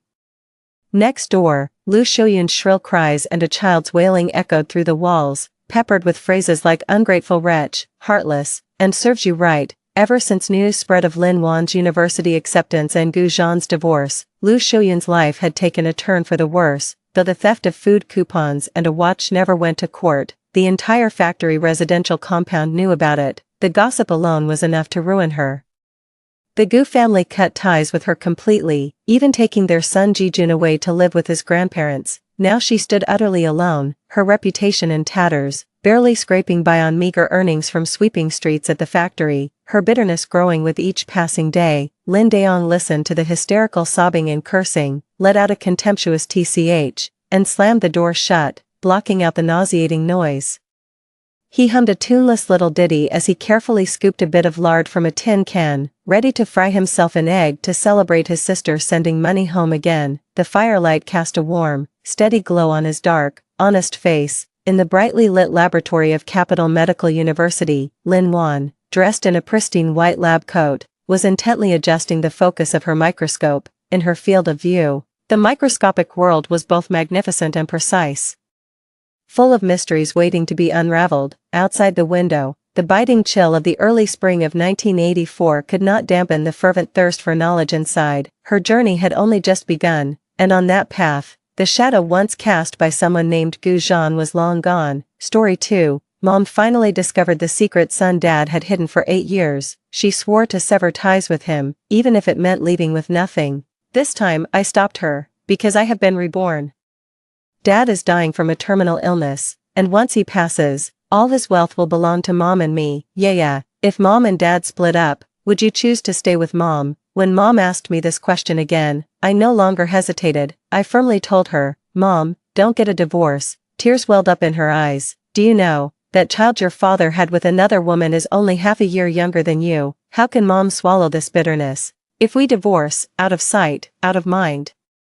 Wouldn't it be better for you and Mom? You're all I have. Mom, that's not good. Why not? She asked. Because I have been reborn. In my past life, after my parents divorced, Mom left with nothing to fight for my custody. The house, the money, the company that Mom and Dad had built from scratch, all of it went to that woman and her child. 2 months after the divorce, Dad died from advanced stomach cancer. The only reason Mom learned about that woman and her child was because he was dying. He wanted to pave the way for his illegitimate son while unwilling to give up half of his wealth to Mom. He fought tooth and nail for my custody, forcing Mom to give up their jointly earned assets just to take me with her. Right after she got the divorce papers, he married the other woman. After his death, the woman and her son legally inherited all his property, and Mom and I were relentlessly pursued by her. Whether Mom tried to start a business or work, they sabotaged everything. Even when she tried to set up a street stall, they sent thugs to target her. To support me, Mom had to resort to working in bars, and even fell into prostitution. The other woman tormented Mom for 10 years, and on my 18th birthday, Mom jumped from the 21st floor of a building. Even after Mom's death, the woman didn't leave me alone. She paid people to bully me at school, spread lies that I was the illegitimate child, and claimed my mother was the homewrecker, orphaned and alone. I was killed by a speeding truck one foggy night. The capital that besieged me and Mom came from the wealth the woman inherited from Dad. In this life, I will protect Mom and not let that despicable man succeed. Mom, do you believe in dreams? I recounted everything that had happened. Mom muttered to herself. Mom would never degrade herself to do such lowly things, nor would she ever abandon you. I know, but when pushed to the brink, who can guarantee they wouldn't grasp at the only lifeline available? Even if that lifeline is tainted, sometimes you have to hold your nose and grab it. Because of Dad's infidelity and deceit, Mom lost interest in managing the company. Dad took advantage of this, pretending to try to win Mom back, leading her to believe he still had feelings for her. Meanwhile, he took control of the company while Mom was distracted. Mom was skeptical, but her love for me was deeply ingrained. Even if it was just a dream, she would investigate. Mom went back to the company. That evening, she and Dad came home together. Dad's expression was tense and unpleasant. I approached him. Dad, are you a dirty cucumber? Dad was so angry he couldn't catch his breath for a long time. Netizens say that men who cheat are like dirty cucumbers. No matter how much you like them, you can't use them. Mom quickly covered my mouth. Stay off the internet a bit. And don't spout nonsense or learn those nasty things. I nodded hastily. Mom let go of me. And I asked again, Mom and Dad, Are you still going to get a divorce? Mom smiled. Of course not, I've forgiven your father, and we three will continue to live well together. Dad's face was a mix of green and purple, and he scolded me a few times before returning to his room without having dinner. Mom's phone rang once, and she went to take a shower. I skillfully unlocked her phone. That woman, Wan Ling, was provoking Mom. She sent Mom photos of herself and Dad showing affection. The words were meant to provoke Mom to hurry up and divorce Dad. She insulted Mom by calling her a chicken that doesn't lay eggs, mocking her for not being as uninhibited as herself, and not winning Dad's affection. She also said that she and Dad were the true love. If it weren't for my maternal grandfather forcing Dad to marry Mom, they would have been a legitimate family. I replied for Mom, I don't believe it. Your photos must be photoshopped, right? I remember Mr. Yuan has a big wart on the left side of his butt, but it's not in your photo. Wan Ling actually sent over a steamy video to provoke Mom further. It was shot in 360-degree high definition, clearly showing the large wart on Dad's left buttock. It was disgusting. I held back my disgust, downloaded the original photos and videos, and sent them from Mom's account to mine. After dinner, I opened my computer to import the videos and photos. I added thick mosaics over the sensitive areas of Dad and Wan Ling, and posted them on my social media. The caption read, Auntie says she's very skilled, and Mom isn't as uninhibited as her. Now Dad despises Mom and wants to divorce her. What should Yaya do? Yaya doesn't want to be a child without a dad. Crying loudly, JPG, I'm not even 9 years old, posting this kind of dirty stuff. I shouldn't end up in jail, right? While Dad was trying to emotionally manipulate Mom, Wan Ling kept provoking Mom to get her to divorce sooner. Their schemes were loud and clear. I knew Dad would be angry, but I didn't expect him to be furious to this extent. He slapped me across the face, and I lost 2 teeth. Oh God, it hurt so much. But compared to the excruciating pain of being run over by a truck, this slap felt like a light drizzle. Mom jumped on him, scratching him and leaving his face a bloody mess. The marks were ugly and vivid. He ordered me to delete the video, and I obediently complied, but deleting it was useless. Who knows how many people had saved their video overnight. Several of my social media friends are always on the forefront of gossip, and I trust their fighting spirit won't disappoint Dad. Dad yelled at Mom, look at what a fine daughter you've raised. He slammed the door and left, my mouth full of blood. Mom tried to take me to the hospital while crying. I refused. Mom, when there's trouble, we should go to the police. Mom, feeling sorry for me, initially wanted to take me to the hospital but ended up being dragged by me to the police station, bleeding all the way there. Once inside, I finally vomited. With my mouth full of blood, I shakily extended my hand to a kind police officer, holding the 2 teeth I had kept. Auntie, Yaya wants to report a crime, after years of having things go his way. This was probably Dad's first time in a police station, and it was because he had beaten his own daughter. Despite his successful years and confident demeanor, he had never lost face like this before. His face was a mix of green and purple, and unpredictable. My teeth were gone, and my face was swollen like a proofed bun. The police officer said my injuries were severe enough for administrative punishment. If Mom and I insisted, they could detain Dad for 5 days or impose a fine. We could put Dad behind bars. I couldn't have asked for more. This bought my mom an extra 5 days. Dad used the private video he took of me to stir up trouble. I quickly found my old children's phone, pulled up the video between Wan Ling and my dad, and turned the brightness all the way up to show the uncles and aunties present. In the video, you can hear Auntie saying Dad likes her because she's skilled, and she even bore him a son, urging Mom to divorce Dad sooner, even though Dad is no prize. Yeah, don't want them to divorce. I don't want to be without a dad. I just wanted to seek advice from family friends on social media. As I spoke of the painful parts, my tears flowed like rivers, washing over my swollen cheeks. If there was a crack in the ground, I'm sure Dad would have dove right in. After an awkward moment, the uncles and aunties compassionately explained to me that posting such inappropriate content on social media is illegal, since I'm young and didn't know better. And I had deleted it promptly. They just gave me a verbal warning. Now everyone knows about Dad's betrayal, and they despise him even more. With Mom's and my persistence, and the truth laid bare, Dad could only face 5 days of tears behind bars. Relying on just a couple of teeth, I managed to buy Mom another 5 days, which felt like a good deal. Now wasn't the time to feel sorry for myself. After seeing the doctor, I persuaded Mom to go to the company. I also told her that several key positions at the company were held by Wanling's relatives. Mom, not wanting to waste time, asked a friend to find 2 strong female bodyguards to look after me, then rushed to the company to handle the situation. Dad could be described as a typical Phoenix man from the stories online, having grown up in a poor family supported by a widowed mother who struggled to put him through school. Mom's family wasn't particularly well off either, but fortunately, her father had once been allocated an apartment by his employer. The apartment was in a good location in the city center. After Mom and Dad graduated and got married, Grandpa sold the apartment to give them some startup capital. With that money, they turned a small workshop into a factory now worth nearly $1 billion. Although Mom is very smart and handles the company's affairs with ease, she is heavily influenced by her emotions. Dad had previously manipulated her using his and my emotional ties to persuade her to sign over everything to him. Mom thought she could start over, but the world is ever-changing, and with me as a burden and Wanling constantly on her heels, it was not just about starting a business but even supporting the 2 of us was difficult. It seems a child is always a mother's weak spot. Without me, Mom would never have willingly given up her hard-earned achievements.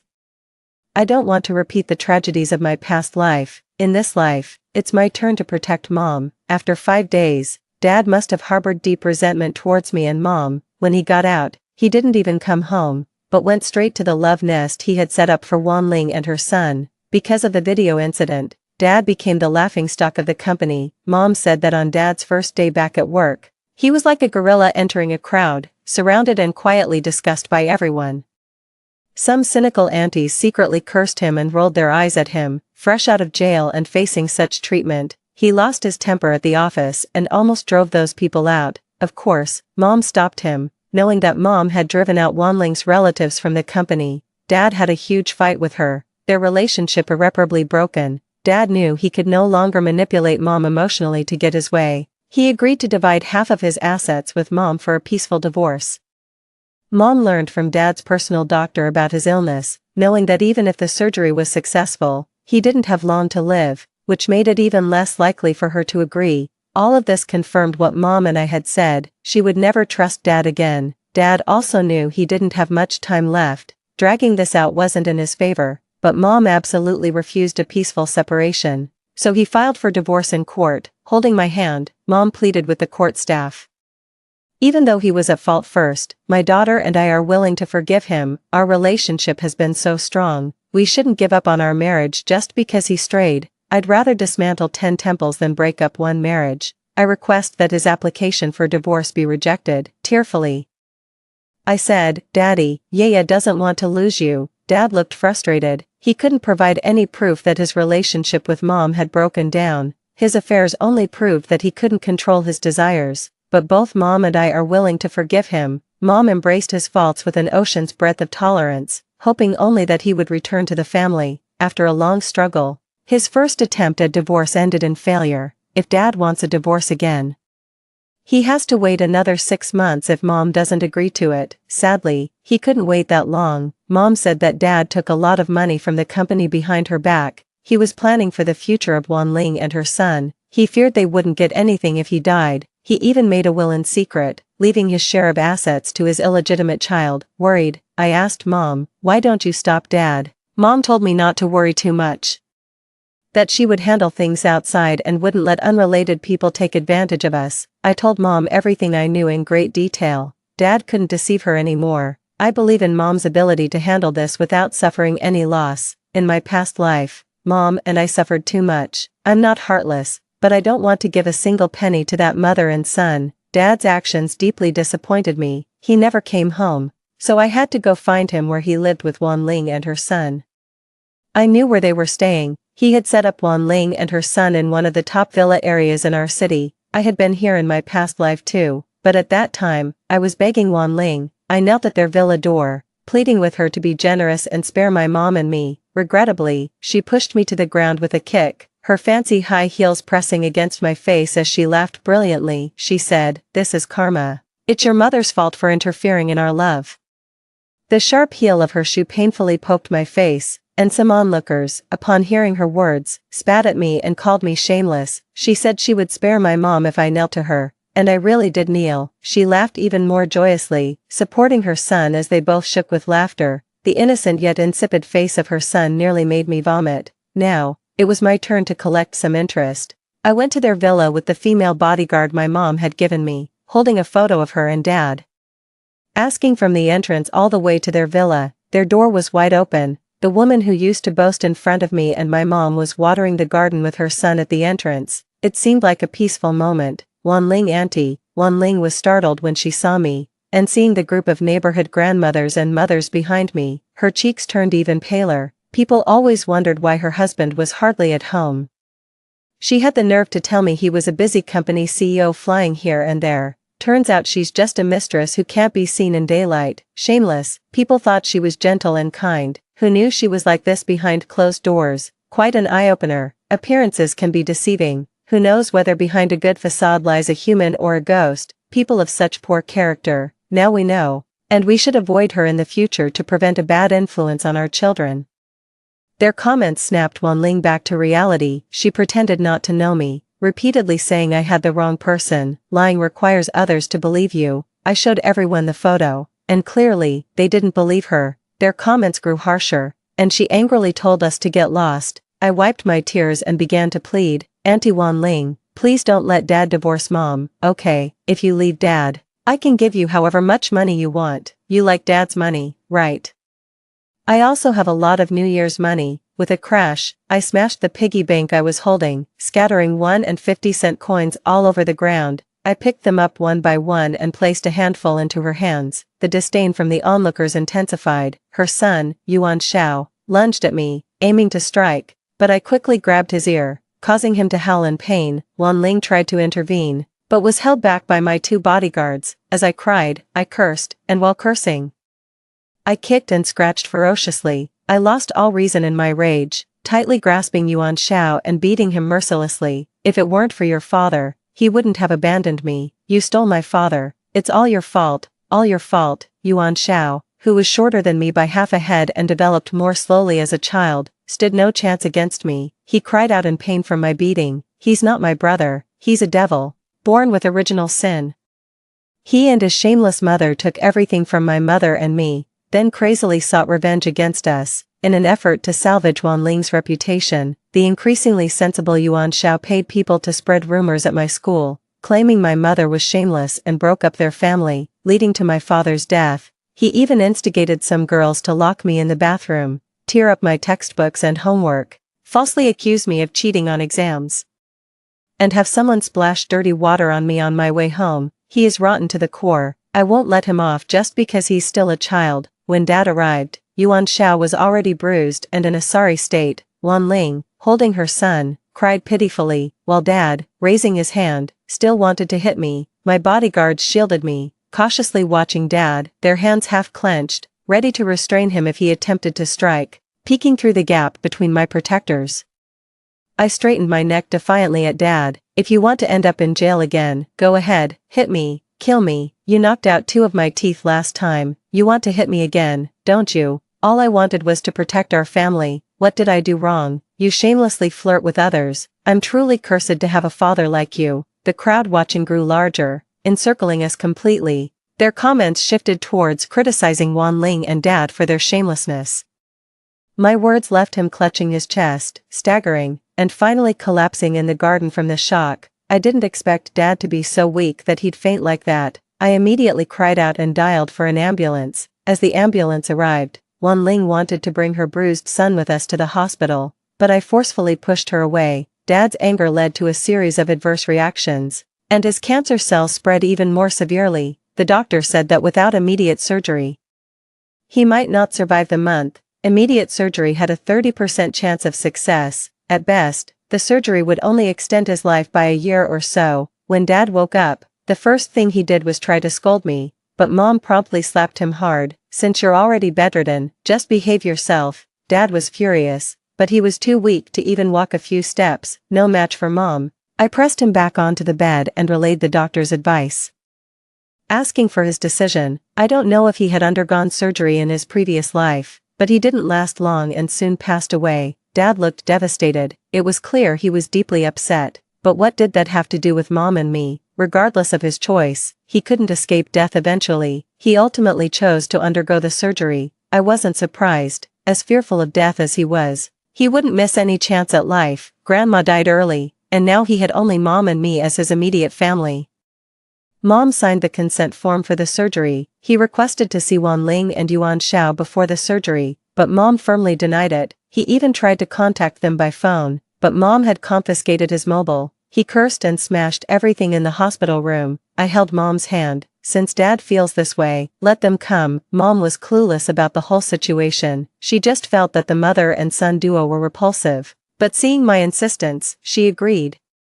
Wan Ling brought Yuan Shao to the hospital, and she burst into tears as she threw herself onto Dad's body. Coincidentally, the doctor came by for a round of checkups. I took the initiative to introduce Wan Ling and her son to them. Facing everyone's gaze, Wan Ling's pale, unremarkable face turned extremely awkward, especially since her son with Dad didn't seem much younger than me. Dad's expression was also quite awful. He had accumulated so much reputation over the years, and it seemed he had lost most of it during this period. With tears in my eyes, I pleaded with the doctor, even though what Dad has done is indefensible, I don't want him to die. Please, uncles and aunties, you must save him. Dad's face turned green. What a mess this had turned into. After the doctor left, Mom contacted some middle and senior level colleagues from Dad's company to visit him. As soon as they left, Wan Ling tried to leave with Yuan Shao, but Mom's female bodyguards, whom she had assigned to me, stopped them. Since Dad wanted you to come see him, you might as well see enough. After the company people left, Dad's classmates came, elementary school, middle school, high school, university classmates. Mom contacted everyone she knew, and even those she didn't, making every effort to reach out to them. Wave after wave of visitors came, and Mom introduced them each time. Dad was stripped of his dignity so thoroughly, it was as if he was socially dead. Wan Ling wasn't faring much better, and her son Yuan Shao was even pulling a long face, hiding in the corner without speaking. Mom took a gentle sip from her thermos. We still have some distant relatives back in our hometown. If you like, I can ask Wan Ling to bring the child over tomorrow. Dad weakly shooed Wan Ling and her son away. Eventually, Dad settled down. The wait for the surgery was long and agonizing. Perhaps Dad was bored, or perhaps he was delusional. But he grabbed my hand and earnestly said, Xiao Xiao is your biological brother, Dad's only son, and the root of our old Yuan family. Can't you treat him well? I frowned, having never realized how deeply he valued sons over daughters. I pulled out 2 teeth from my pocket, the ones he had knocked out earlier, and shook them in front of him. Do you think that's possible? Dad became furious and embarrassed. Which parent doesn't discipline their child? I've been good enough to you. Look at our hometown. Which girl has a life as good as yours? Don't ignore your blessings. His words truly disgusted me. Dad, I think you're shameless, relying on Grandpa's support to start a business, finding women while Mom was pregnant, having an illegitimate child who is only half a year younger than me. Now that you're close to death, you want to trick Mom into leaving everything to your illegitimate child. You say you've been good to me, but I haven't felt it at all. You pride yourself on being high class, but all you have are feudal leftovers clogging your brain, wanting to take all the good things from Mom for your son outside. I've never seen a more despicable old man than you. Someone like you probably goes straight to hell when they die. Dad's trembling fingers pointed at me. I slapped his hand down. What did you teach me before? Pointing fingers at people is rude. You. He stuttered without end. I found his speech annoying and shoved an unpeeled apple into his mouth. Shut up, scumbag, still trying to brainwash me to treat your illegitimate child well. You're really too confident in yourself. If I didn't have the memories of my past life, I might have actually believed your nonsense. The day of the surgery finally arrived. He was wheeled into the operating room. Mom and I waited outside the operating room door. Maybe because I already knew his fate from my past life, I wasn't nervous at all.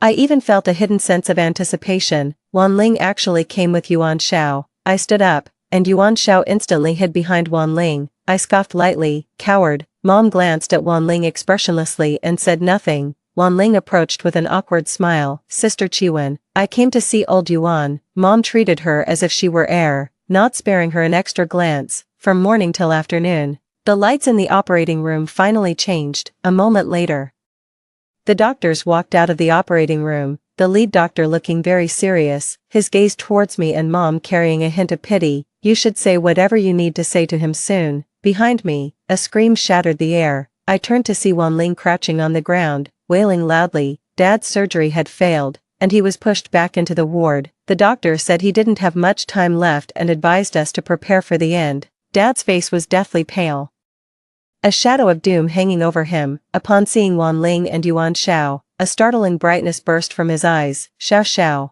I slammed the caravan door shut. Still Xiao Xiao. Go back and wait for death. 12. After moving Dad back into his original room, Mom began to methodically arrange his affairs. Even in front of him, she decided how many wreaths were needed and what kind of urn to use. Whenever I remember the tragedy of Mom and me in my past life and see Dad's pitiful state of barely living, I feel gratified. Now, during the summer vacation, I have plenty of time to spend with Dad. I stayed by his bedside, chattering about household matters. Wan Ling and her son came again, but Mom chased them out. Do you know what kind of life she's leading now? In the housing estate you arranged, she's shunned by everyone, a veritable street rat. She even wants to move out, but too bad, Mom has frozen all the assets under your name, so she definitely can't use her supplementary card. Once your funeral is settled, Mom will be free to sue and reclaim every penny you spend on her. She'll have to cough up as much as she spent. Dad stared at me intently, his voice hoarse. Xiao Xiao, Xiao Xiao. Even close to death, his thoughts were still with his illegitimate child. I couldn't help but sneer. Do you think you've settled everything by making a will? Whether your will has any legal effect is still uncertain. It's said that illegitimate children have inheritance rights, but who can prove that Yuan Shao is truly your biological child? You think you can rest easy just because you've done a paternity test in secret? Mom consulted a lawyer, and that test is worthless. Mom has even pre-arranged your funeral services, and without her and my permission.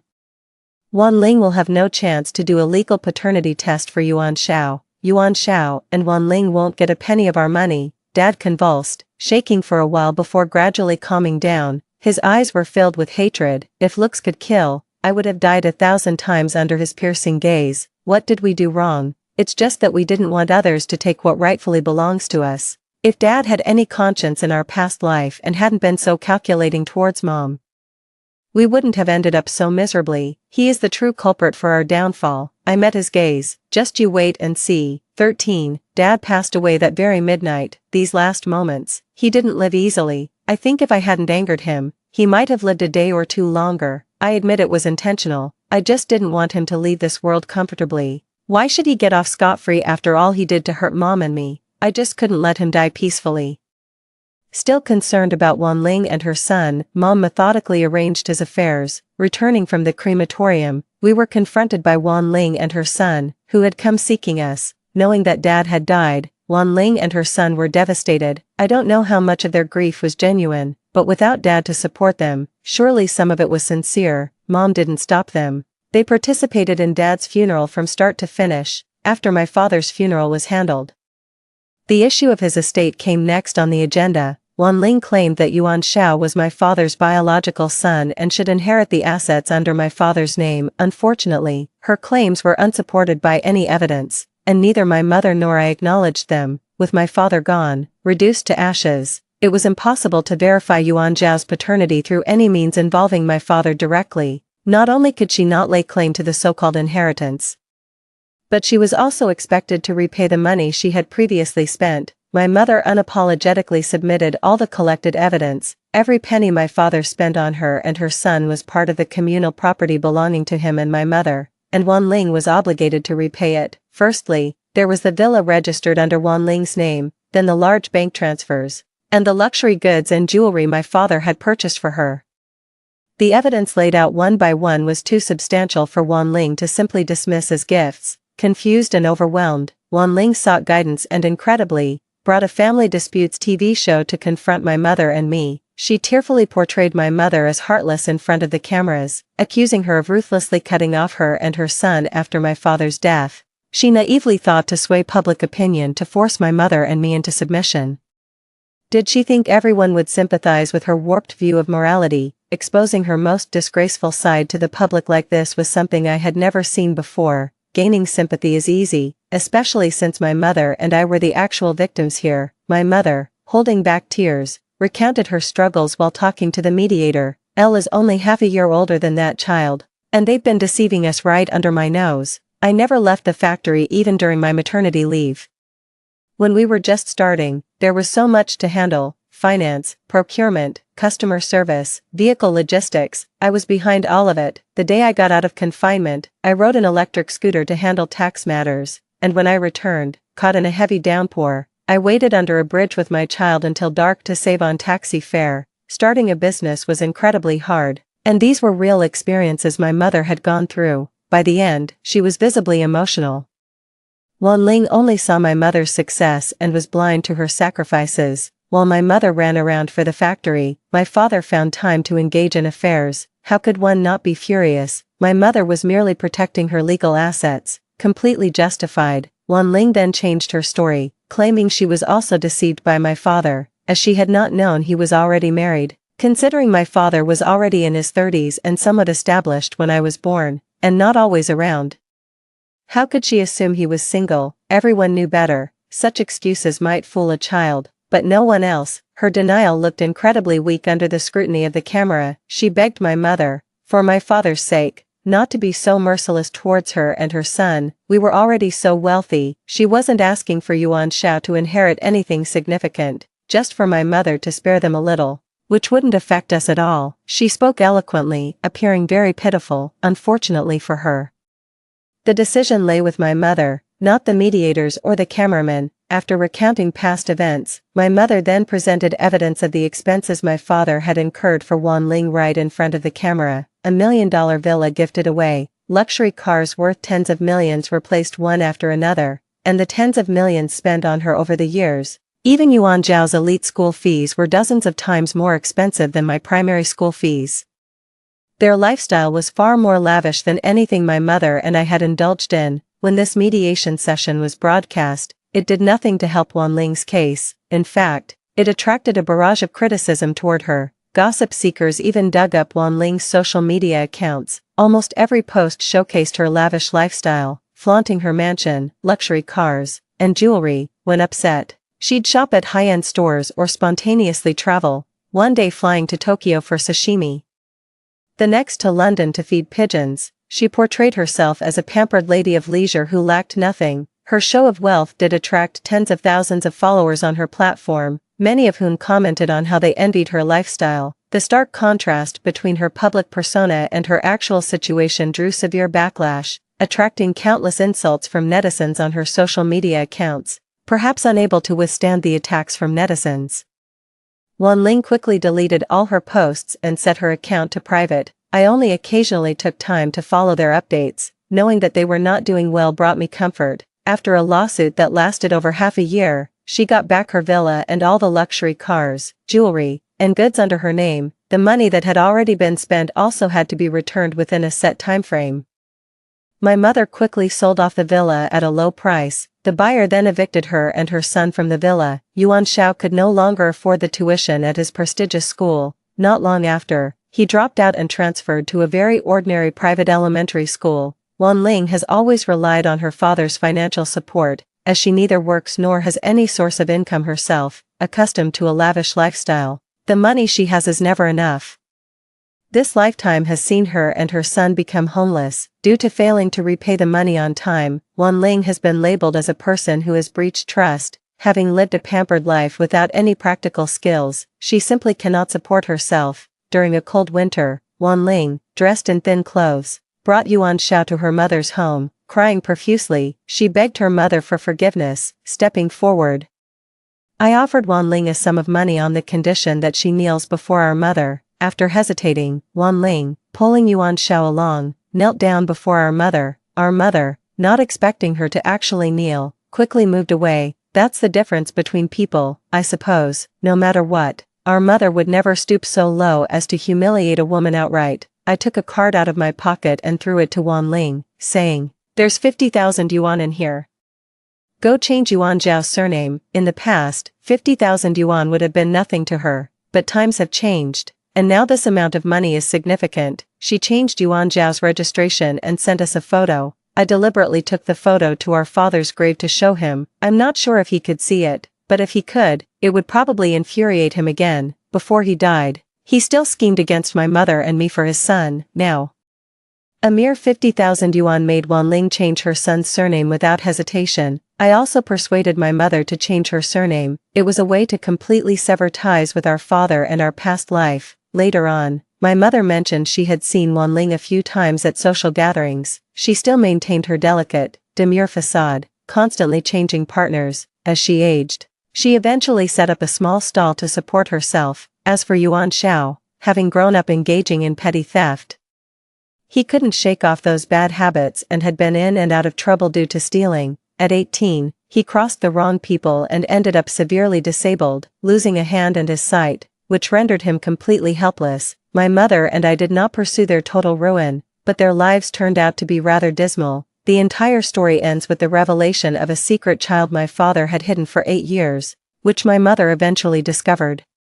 She was determined to disassociate completely from him, even if it meant leaving with nothing. This time, I stopped her. Because I had been reborn, Dad was dying of a terminal illness. Once he passed away, all his assets would belong to my mother and me. Yeah, if your parents were to separate, would you want to stay with Mom? My mother asked me again, and this time, I didn't hesitate. I firmly told her, Mom, don't get a divorce. Tears welled up in her eyes. Did you know that child your father had with another woman is only half a year younger than you? How could Mom swallow such humiliation? If we divorce, out of sight, out of mind, would you stay with Mom? You're all I have left. Mom, no, I replied. Why? She asked. Because I have been reborn. In my past life, after my parents divorced, my mom left with nothing just to fight for my custody, losing all the assets she and my father had earned together. Just 2 months after the divorce, my father died of late-stage stomach cancer. He revealed the existence of the mother and child duo only because he was dying.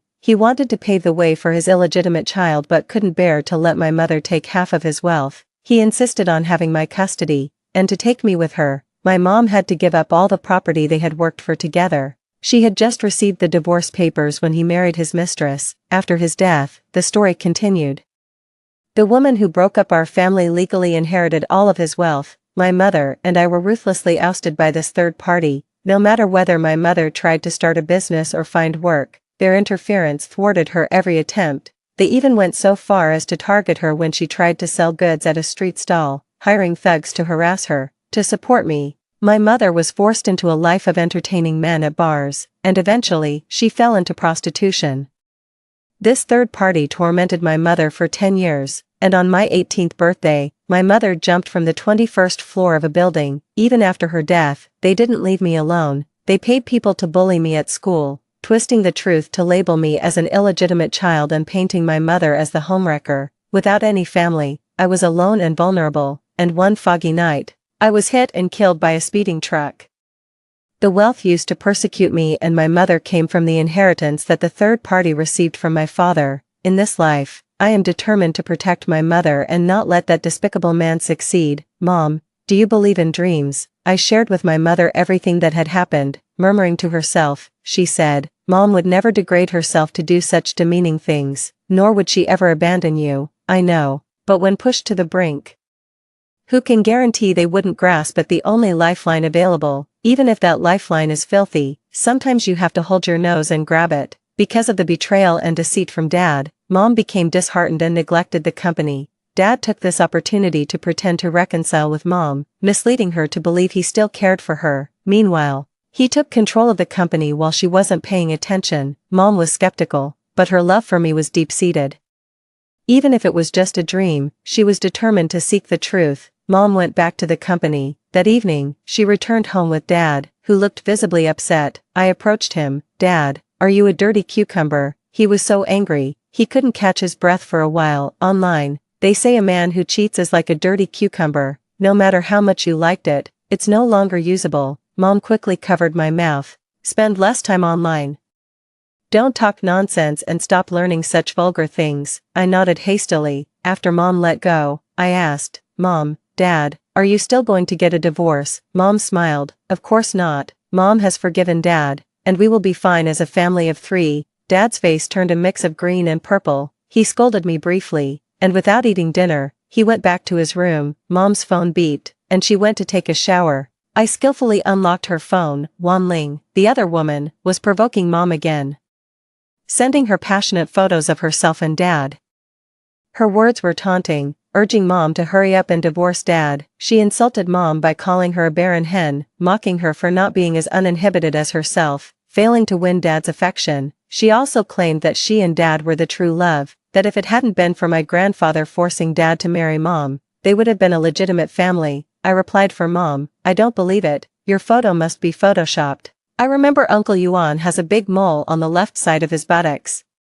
But it's not in your photo. Wan Ling actually sent a steamy video in response. To provoke mom, it was shot in 360-degree high definition, clearly showing dad's mole on his left buttock. It was disgusting. I held back my nausea, downloaded the original images and videos, and sent them from mom's account to mine. After dinner, I opened my laptop to import the videos and photos. I heavily pixelated the critical parts involving dad and Wan Ling, and posted it to my social circle. The caption read, Auntie says she's very skilled, unlike mom who isn't as uninhibited. Dad now despises mom and wants to divorce her. What should I do? Yaya doesn't want to be a child without a father. Crying loudly, I'm not even 9 years old yet. Sending such nasty stuff shouldn't land me in jail, right? Dad is playing the emotional card with mom while Wan Ling is provoking mom, hoping she'll divorce soon. They're both quite calculating. I knew dad would be angry, but I didn't expect him to explode like this. He slapped me across the face, and I lost 2 teeth. Oh God, it hurt so much, but compared to the excruciating pain of being run over by a truck, this slap felt like a light drizzle. Mom lunged at him and scratched his face, leaving it a bloody mess. It was quite a sight. He ordered me to delete the video, and I obediently did so, but deleting it was pointless. Who knows how many people saved that video overnight. Among my contacts, there are several aunts who are always eager to gossip. And I trust their determination won't disappoint dad. Dad cursed mom, look at the fine daughter you've raised. He stormed out, slamming the door. My mouth was full of blood, and mom, crying, wanted to take me to the hospital. I refused. Mom, when in trouble, we should go to the police. Despite her concern for me, mom was persuaded to take me to the police station instead, bleeding all the way there. I finally vomited as soon as we arrived at the station, with my mouth bloody. I shakily extended my hand to a kind policewoman, holding the 2 teeth I had kept. Auntie, Yaya wants to report a crime. It must have been dad's first time in a police station, especially for assaulting his own daughter. After years of smooth sailing, this was a new low for him. His face was a mix of green and purple, utterly humiliated. The policewoman said my injuries were severe enough for a public security punishment. If mom and I insisted, dad could be detained for 5 days or fined. I was more than willing to have dad locked up, giving mom 5 more days. Dad accused me of sharing his private video. I quickly pulled up the video of Wan Ling and dad on my child's phone, turning up the brightness for everyone to see. Dad said this video shows auntie saying she's good at what she does, even having a son for dad, and urging mom to divorce him soon. Although dad is no good, Yaya doesn't want them to divorce. Yaya doesn't want to be without a dad. Yaya just wanted to get advice from family friends online. I burst into tears, my swollen cheeks drenched with them. If there was a hole in the ground, dad would surely have dived right in. After an awkward moment, the officers kindly explained to me that sharing such material online was illegal. However, since I was young and had deleted it promptly, they just gave me a verbal warning. Now everyone knew about dad's betrayal, and their disdain for him deepened. Due to our persistence and the evidence, dad had no choice but to face 5 days behind bars. With 2 lost teeth, I bought mom 5 days of time, which felt like a good deal to me. Now wasn't the time to feel sorry for myself. After seeing the doctor, I urged mom to go to her company. I also told her that several key positions at the company were held by Wan Ling's relatives. Mom, not wanting to delay, quickly arranged for 2 robust female bodyguards to look after me and rushed off to handle things at work. Dad is what you might call a phoenix man online, from a poor family background, raised by a struggling widowed mother who sacrificed a lot for his education, while mom's family wasn't particularly wealthy either. Luckily, my grandfather's workplace had once awarded him a house in the city. The location is quite good. After my parents graduated and got married, my grandfather sold his house to give them some startup capital. With that money, they turned a small workshop run by just the 2 of them into a factory now valued at nearly 1 billion. Although my mom is very smart and handles company matters efficiently and orderly, she is very emotional. In her previous life, my dad played on her emotions, persuading her to leave everything behind. Mom thought she could start over, but the world is ever changing, with me as her burden. And Wanling chasing after her relentlessly. It's not just about starting a business. It's hard even just to support the two of us. It seems like children are always the weak spot for most mothers. If not for me, why would mom willingly give up the results of her years of hard work? I don't want to repeat the tragedies of my past life, this life. It's my turn to protect my mom. It's been 5 days since he went in. Dad must be filled with hatred towards mom and me, after coming out.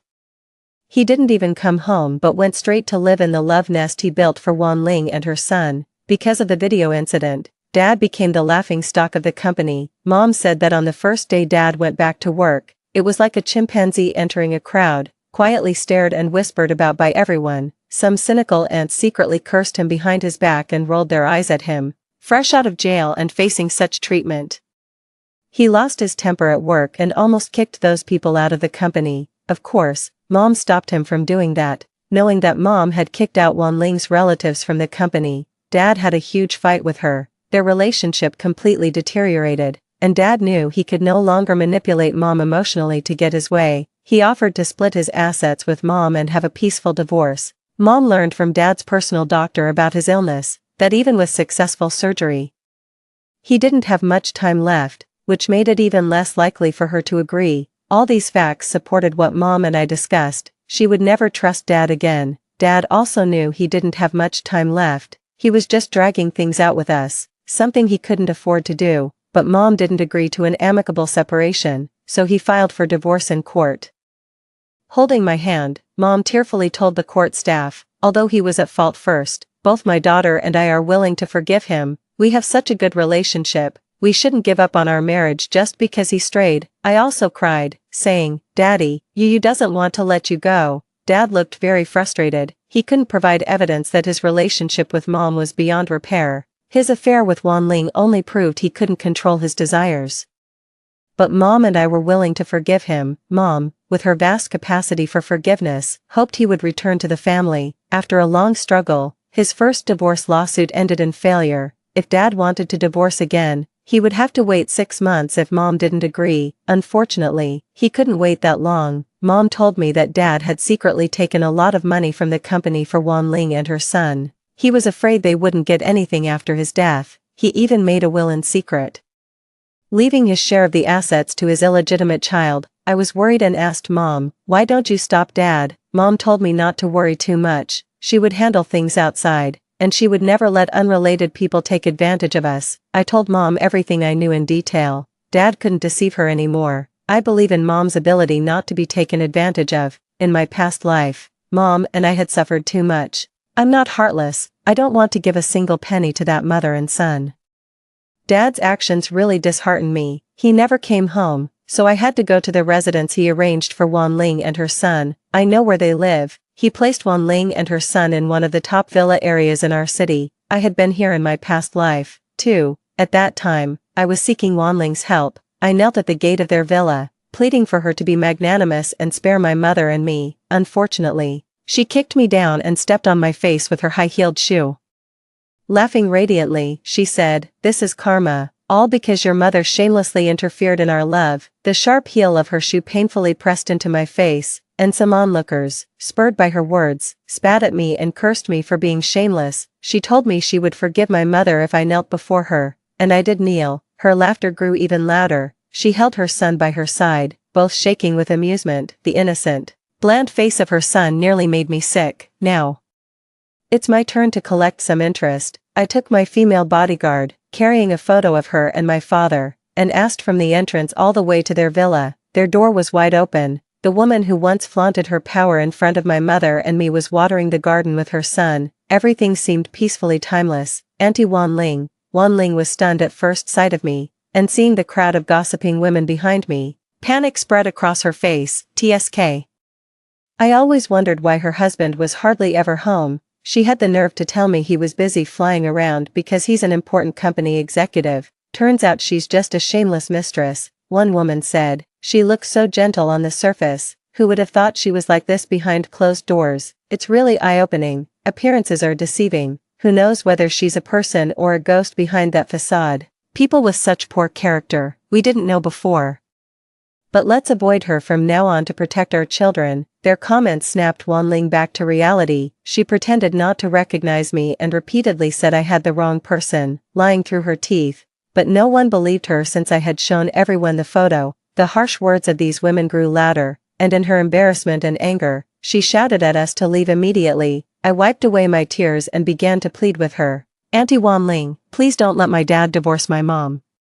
Okay, if you leave my dad, I can give you as much money as you want. You like dad's money, right? I even have a lot of New Year's money. With a crash, I smashed the piggy bank I was holding, scattering 1 and 5 jiao coins everywhere. I picked them up one by one, placing a handful in her hands. The disdain from the surrounding crowd grew louder. Her son Yuan Shao rushed at me to hit me, but I grabbed his ear, causing him pain. Wanling tried to help, but my bodyguards held her back. I cried and cursed, scratching and pinching as I lost control in my fury, brutally clinging to Yuan Shao and beating him. It's all your fault my dad left us. You took my dad away. It's all your fault. As a girl who developed early, I was much stronger than the shorter Yuan Shao, who was no match for my attacks. He wasn't my brother. He was a devil, born with original sin. He and his shameless mother took everything from my mother and me and then insanely retaliated against us. To improve Wanling's image, the increasingly sensible Yuan Shao spent money to spread rumors at my school, claiming my mom broke up their family, leading to my dad's death. He even encouraged girls to lock me in the bathroom, tear up my textbooks and homework, frame me for cheating on exams, and had people throw slop on me on my way home. He was rotten from the start, and I wouldn't let him off just because he was still a child. When my father arrived, Yuan Shao was already bruised and disheveled. Wanling, holding her son, cried pitifully while my father raised his hand to hit me. My bodyguards shielded me, watching my father warily, ready to restrain him if he struck. Peeking through the gap between them, I straightened my neck at my father. If you want to end up in jail again, go ahead, hit me, come on, kill me. You knocked out 2 of my teeth last time. You want to hit me again, don't you? I was just trying to protect our family. What did I do wrong? How could you shamelessly flirt with others? I must have been incredibly unlucky to end up with a father like you. There were too many onlookers, forming a tight circle around us. They were all talking at once, berating Wanling and my father for being shameless. Now, they pointed fingers and whispered about my father and Wanling. My words enraged him so much that he clutched his chest, swayed, and finally collapsed in the garden. I never expected my father to be so intolerant of stress that he would faint like that. Immediately, I cried out as I called for an ambulance. When the ambulance arrived, Wanling tried to bring her bruised son with us to the hospital, but I forcefully pushed her away. My father's anger led to a series of adverse reactions. His cancer cells had spread even more severely. The doctor said that without immediate surgery, he might not survive the month if he underwent surgery right away. There was a 30%, she said. My father was furious. But he was too weak to walk a few steps without gasping for air. No match for my mother. I held him down on the bed and relayed the doctor's words to him, asking for his opinion. I don't know if he had undergone surgery in a past life, but regardless, he died not long after. My father looked defeated. It was clear he was very upset. But what did that have to do with my mother and me? Whatever he chose, death was inevitable. He eventually opted for the surgery. I wasn't surprised. For someone as afraid of dying as he was, he wouldn't pass up even the slightest chance at life. My grandmother died early, and now he only had my mother and me as his immediate family. My mother signed the surgery consent form. He requested to see Wanling and Yuan Shao before the surgery, but my mother flatly refused. He also tried to contact them by phone, but unfortunately, my mother had confiscated his mobile. He cursed and smashed everything in the hospital room. I grabbed my mother's hand. Since Dad wishes to see them, let them come. My mother was confused. She found the mother and son repulsive, but seeing my insistence, she agreed. Wanling brought Yuan Shao to the hospital, throwing herself on my father and sobbing heavily. Coincidentally, the doctor came in for rounds just then. I took the initiative to introduce Wanling and her son, facing everyone's stares. Wanling's pale and awkward face turned extremely embarrassed, especially since her son with my father didn't look much younger than me. My father also looked terrible. He had built up his dignity over many years, and it had almost completely eroded away during this time. With tears in my eyes, I pleaded with the doctor. Although what Dad did was inexcusable, I don't want him to die. Please save him. Doctors, my father turned pale. This was a complete mess. After the doctor left, my mother contacted some mid to high level executives from the company to visit my father. Wanling tried to leave with Yuan Shao but was stopped by the female bodyguards my mother had arranged. Since Dad wanted you to see him, then have a good look, my mother said. Once the company people left, more visitors came, including Dad's classmates from various stages of his life. My mother, whether she knew them or not, tried to contact everyone. Group after group visited. And each time my mother introduced them thoughtfully, my father was stripped of his dignity. This was social death if there ever was such a thing. Wanling didn't fare much better, and her son Yuan Shao just sulked in a corner, silent. My mother sipped quietly from her thermos. We still have some distant relatives back in our hometown. If you like, I can invite them too. Tomorrow you can also ask Wanling to bring the child over. Dad feebly sent Wanling and her son away. Dad finally calmed down.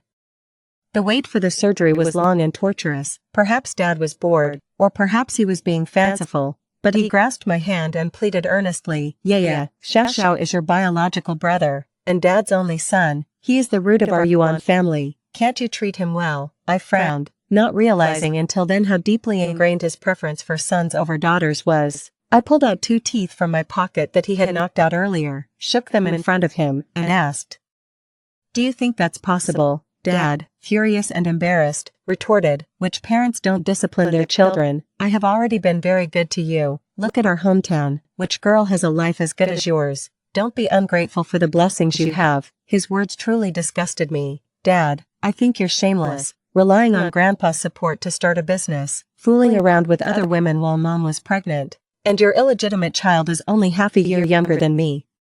Now that you're dying, you're trying to trick Mom into leaving everything for your illegitimate child. You say you've been good to me, but I haven't felt it at all. You pride yourself on being high quality and high class, but your mind is full of feudal remnants and petty thoughts, wanting to take all the good things from Mom for your son outside. I've never seen an older man more despicable than you. Someone like you probably deserves to go to hell. Dad's hand trembled as he pointed at me. I slapped his hand away. What did you teach me before? Pointing fingers at others shows no class. You. He stuttered without finishing. I was tired of his stuttering and stuffed an unpeeled apple into his mouth. Shut up, scoundrel. He still wanted to brainwash me into treating his illegitimate son well. He really was overly confident in himself. If I didn't have the memories of my past life, I might have actually believed his nonsense. Finally, the day of the surgery arrived. He was wheeled into the operating room. Mom and I waited outside the operating room, maybe because I already knew his fate from my past life. I wasn't nervous at all. I even felt a secret sense of anticipation. Unexpectedly, Wanling also came with Yuan Shao. I stood up, and Yuan Shao quickly hid behind Wanling. I scoffed lightly, coward. Mom glanced at Wanling expressionlessly and didn't say a word. Wanling smiled awkwardly as she approached. Sister Chiwen, I came to see old Yuan. Mom treated her like air, not sparing her another glance. From morning until afternoon, the light outside the operating room finally changed. Shortly after, the doctors walked out, the leading doctor's face very serious, his eyes filled with pity as he looked at my mom and me. Say whatever you need to say to him soon. A wail erupted behind me. Turning around, I saw Wanling squatting on the ground, crying loudly. Dad's surgery had failed, and he was wheeled back to his room. The doctor said he didn't have much time left and advised us to prepare for the end. Dad's face was deathly pale, a shadow of death hanging over him. Seeing Wanling and Yuan Shao, a surprising brightness flashed in his eyes. Xiao. I slammed the hospital room door shut. Still Xiao. Just wait for death. We moved Dad back to his original room, and Mom began methodically arranging his final affairs, even in his presence. She decided on the number of wreaths needed and the type of urn to use. Every time I remembered the tragedy of Mom and me in my last life, seeing Dad now in such a wretched state brought me relief. Now during the summer break, I had plenty of time to spend with Dad. I stayed by his hospital bed, chattering about home matters. Wanling and her son came again, but Mom sent them away. Do you know what kind of life she's leading now? In that neighborhood you arranged for her, she's shunned by everyone. Like a street rat, she wanted to move out, but unfortunately, her mother had frozen all the assets in your name, so her supplementary card was definitely unusable. Once the funeral arrangements for you are settled and Mother has some free time, she plans to sue to recover every penny you spend on her. Whatever she has spent, Mother will make sure she pays it all back. Dad stared at me intently, his voice hoarse. Xiao Xiao. On the brink of death, he still thought about his illegitimate child outside. I couldn't help but scoff. Do you think everything is settled just because you made a will? It's not even certain whether your will is legally valid. Everyone says an illegitimate child has the right to inherit, but who can prove that Yuan Shao is your biological child? Do you think you can rest easy just because you did a paternity test in secret?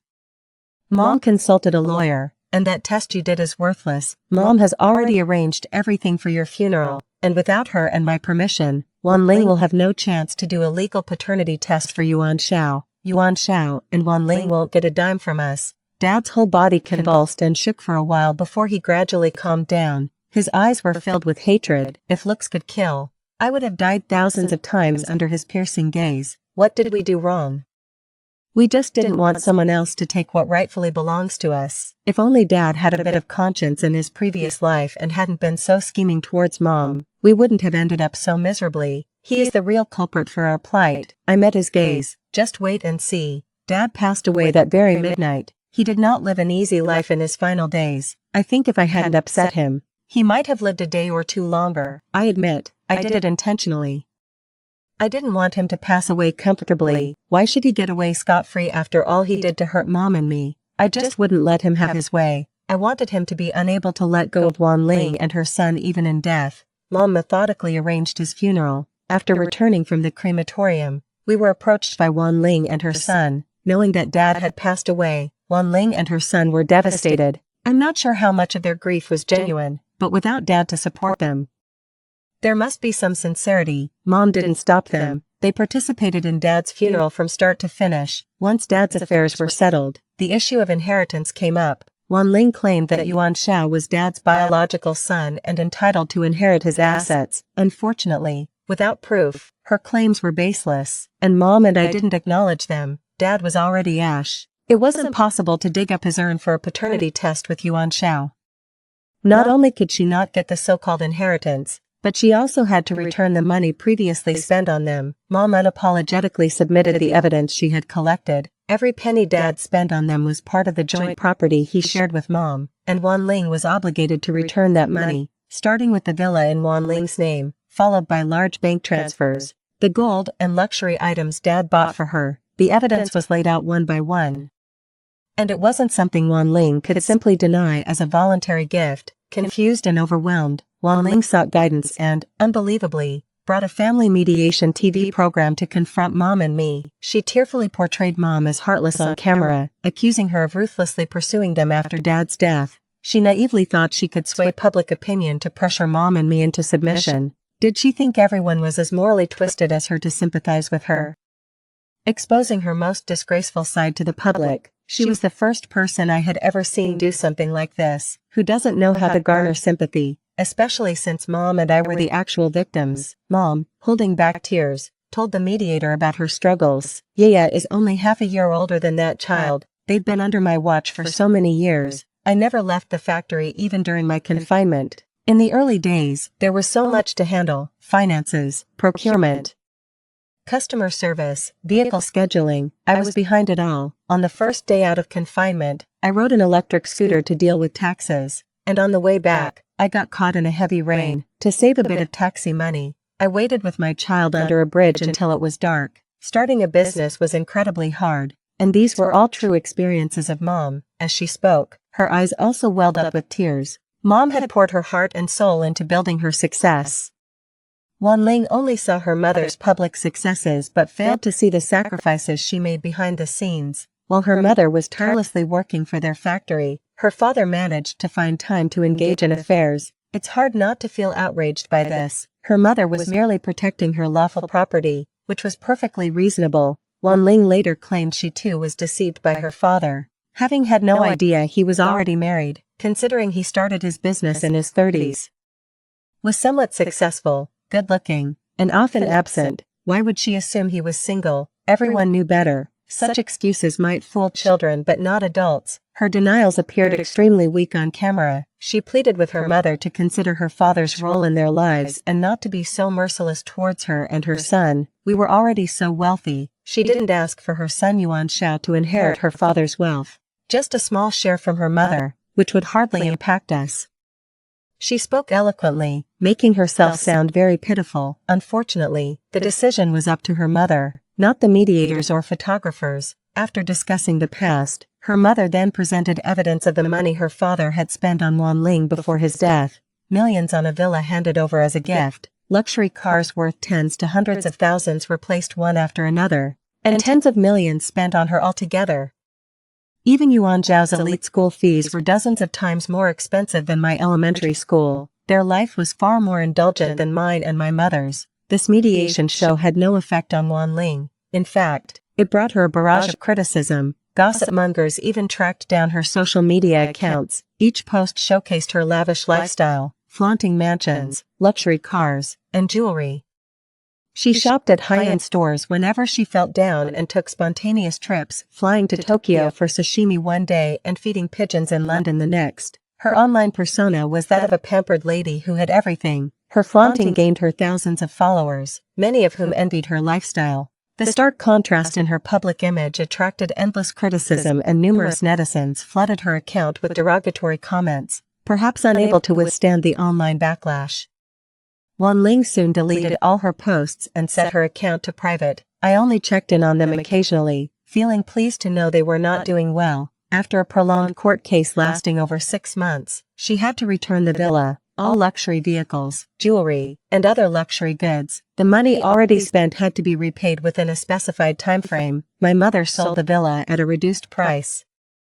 The buyers evicted them from the villa. Yuan Zhao could no longer afford his elite school and soon had to transfer to an ordinary private elementary school. Wanling, who had always lived off her father's money, had no job or any other source of income. Used to a lavish lifestyle, the little money she had was hardly enough. They became homeless. Due to her failure to repay the borrowed money, Wanling was declared a defaulter, having lived a life of luxury without any practical skills. She was incapable of supporting herself. During a cold winter, Wanling, dressed thinly, came to our house with Yuan Zhao, crying and begging for my mother's forgiveness. I stepped forward, bypassing my mother, and offered her money if she would kneel to my mother. Hesitating briefly, Wanling knelt down with Yuan Zhao. My mother, taken aback by her actual kneeling, quickly avoided her. Such is the difference between people, no matter what. My mother wouldn't stoop to humiliating a woman without limits. I pulled out a card from my pocket and threw it to Wanling. There's 50,000 yuan in here. Go change Yuan Zhao's surname. Back then, 50,000 yuan would have been trivial to her, but times had changed, and now, that amount was a fortune to her. She changed Yuan Zhao's registration, took a photo, and sent it to us. I made a point to take the photo to my father's grave and burned it for him to see.